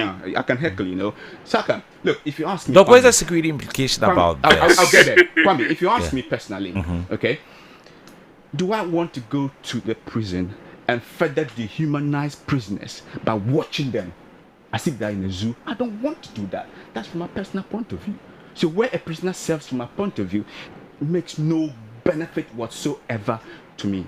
All right, but of course, I give them that as part of the Oversight Parliamentary Committee, it is their right to want to know where Sedina is. Otherwise, of course, that will mean that people might be serving time at home or in hospitals and so on. And we do know this happens in some countries. But I can assure you that at the appropriate time, when security matters and all other matters permit, we would know where she. But like I said to you, I don't want to go and see anybody caged or incarcerated. They are not in a zoo. But Kwame, you see, what it does is that it exposes the hypocrisy of the NPP. We are talking about a woman who is said to have caused financial loss to the tune of 90 million cedis. Kwame, yet we know that under their rule, Kwame, gargantuan amounts of money by their appointees were swept aside, never investigated, not even investigated, let alone tried. Kwame, the difference between the NPP and the NDC is like day and night. It is clear. When we are in power, Kwame, we pursue our own. You know, Abuga Pele, what happened to him? He was our own. He was a sitting parliamentarian, Jeddah. He was jailed under our watch.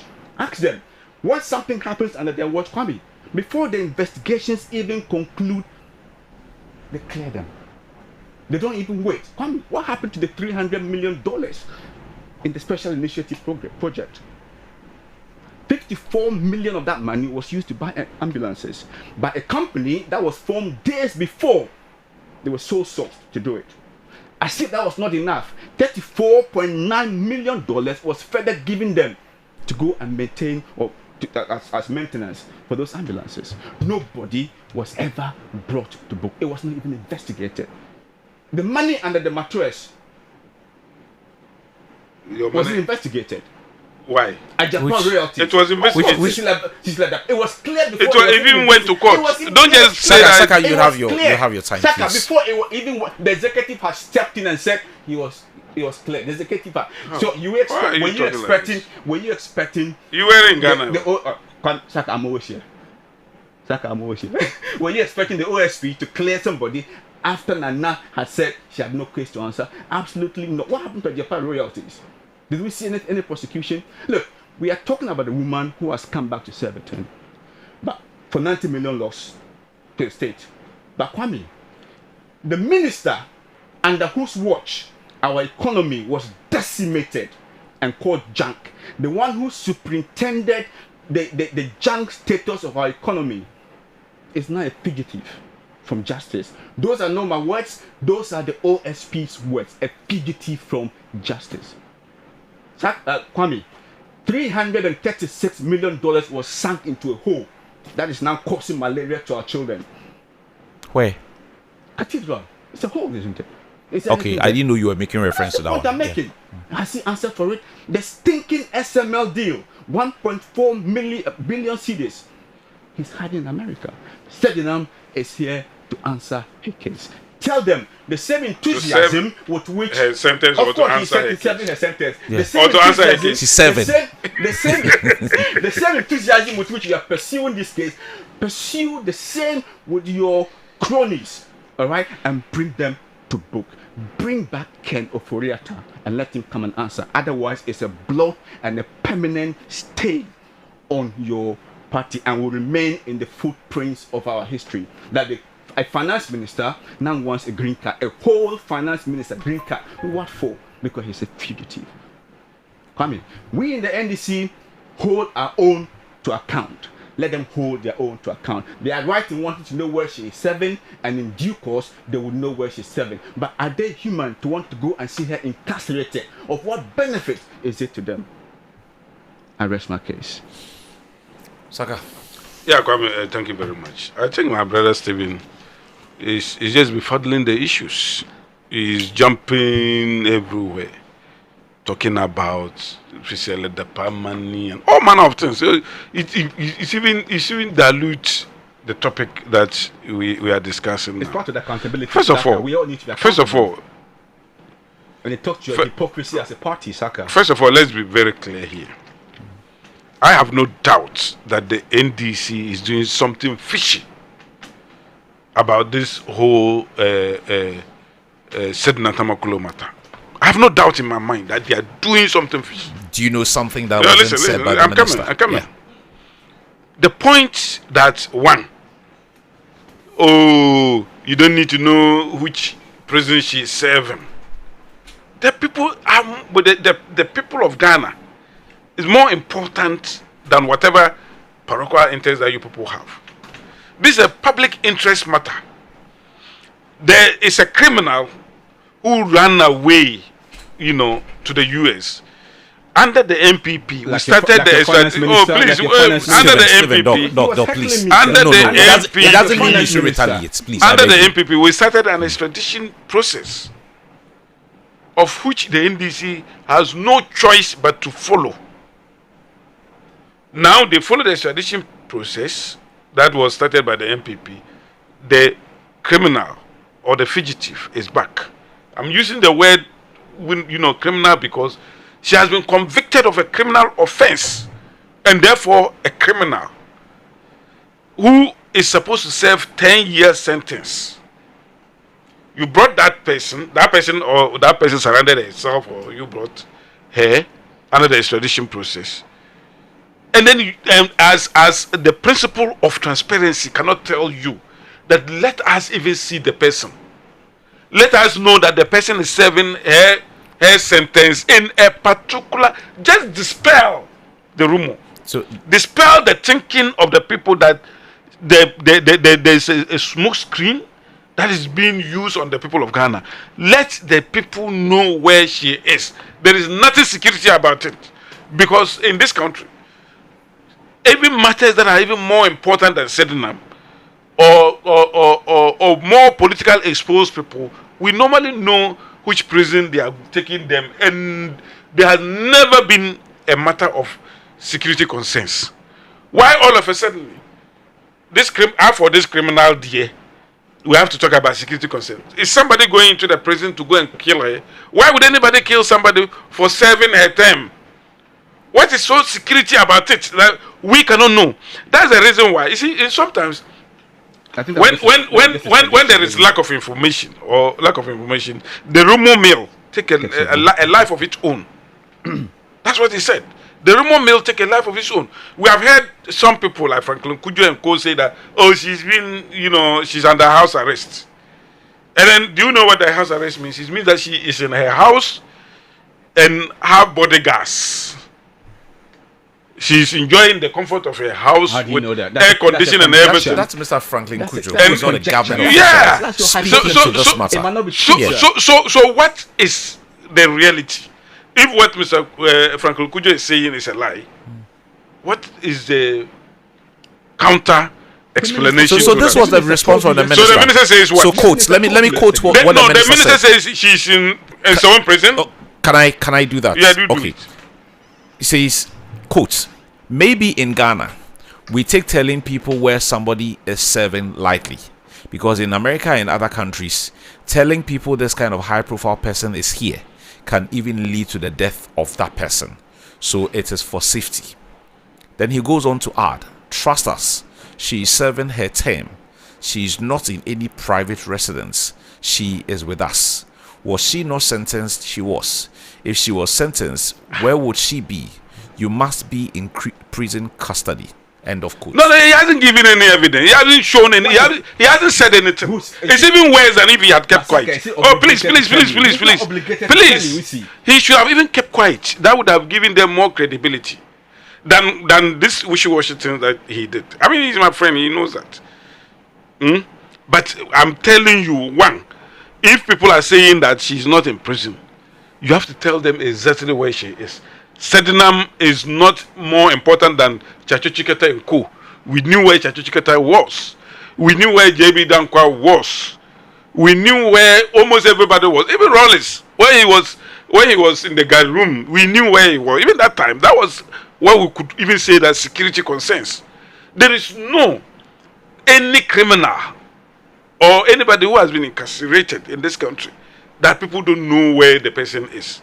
And especially in this case, where there has been a generation of public interest as a result of the fact that this fugitive has run away from justice and it had to take years for her to come back. Then you come and tell us that, oh, she's serving, all that people are saying is that, oh, she's serving a prison. No any information, no better and further particulars, nothing. You just, say that what people are saying is not true. That's all. That's all. And knowing what NDC can do. I don't know what they can do. What they can do. What can they Just do? imagine if Sedina Attionu were to be an MPP person. They will tell you even the best. Look at Okujato. Look at Okujato. These people talking about. Look at these people talking about security. Okujato Ablaka could give President Nanado room number, the hotel number, the seat he's sitting in a plane, and all that. That was a president whose life was very important. And a parliamentarian can sit and tell you, oh, the president has hired this particular plane. Oh, we know the hotel that he is, the hotel, the room number, and all those things. Well, if you're hiring, and today they are telling us, that a fugitive criminal who has been brought to the jurisdiction, you cannot dispel the rumor that is going on that, oh, she is serving in Sawom prison. Nobody is asking you to give any more detail. Just give us. She's in Sawom. She's here. She's here. That's all. What are you going to do with so that that people will know. Or you can give a picture of her entering, not even in the prison itself, entering the prison or somewhere. I mean, just to rest the minds of Ghanaians so that they know that, oh, there's transparency in this country. When you run away, the law will catch up with you.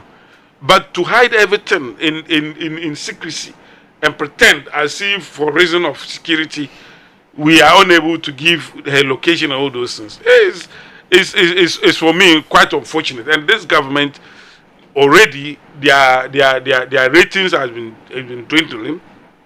The way they do things, and especially the extrajudicial things that they do, especially when they go to, arrest people who they think are very critical of government on flimsy reasons.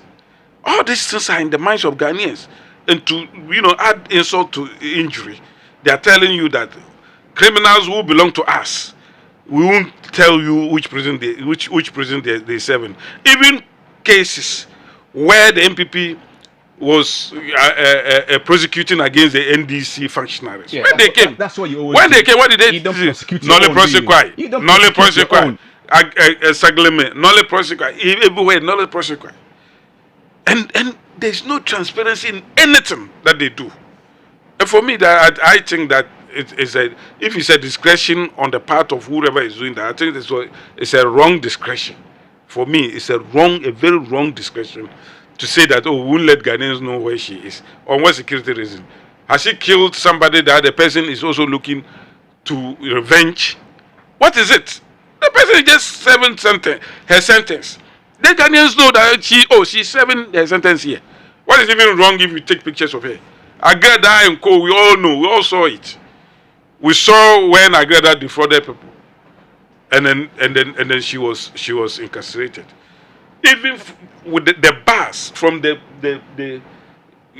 court to Nsewum and subsequently, we've seen everything. So I don't get it. I think this government is not living up to its expectation. They have taken the people for granted. It's all because they think that they have the goodwill and can therefore misbehave in any manner that they like. But for me, I think the good people of Ghana are well awake and are waiting this government at the right time to show them where power lies. Kwame, because the powers of the state resides in the people. Kwame, just a quick one, if you don't mind. Kwame, please do quickly. I need to go for a quick break. The people of Ghana know which party is for them and which party is on their side. The people of Ghana know which party governs for their cronies, their kith, and their king. The people of Ghana know which party, all right, does not respect the rule of law. The people of Ghana do know which party run down the economy in this country, and the people of Ghana know which party is taking them up, and that is the NDC. Thank you. Got some few messages here. Good day, Kwame. This gives me deja vu. When Aisha Wang was caught, when we asked, they told us, jailing her puts food on our table. Today we are being asked why we want to know where this Yeoduman is. Different party, same attitude. Okay, thank you. This one is coming from Francis. She say, Kwame, the mentality of MPP and its agents that they are more human than other Ghanaians is elegance.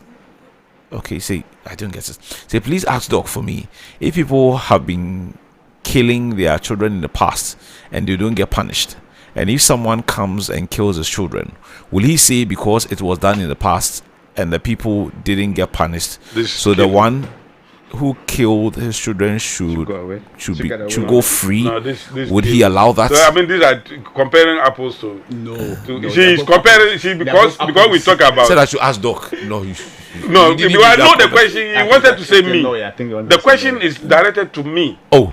Okay, Doc, answer the question. Okay. No, I don't think so. I think that if we say in Ghana, every day for thief man, one day for the master. If you're caught, you're caught. Just because it was, you didn't get caught doesn't mean that it was right. And if you're caught, the law will deal with you. But if the act, you see, this one is talking about killing. But in this particular case, the act itself is not unlawful. I think the person was just citing a scenario. Yeah. The act in itself is not unlawful. Okay, so please. Like there's a gray area. Okay, Saka, let me take this and go for this quick break. Please. So why do these people keep telling us that they can do it, and if we vote for them, they will turn and do kululu? Do they actually love Ghana? Okay, Salifu. You're talking about the NDC. They cannot do it. They only deceive Ghanaians. They only would win Ghanaians. Let me do this break. I'll be back shortly to wrap up. Good morning. Here's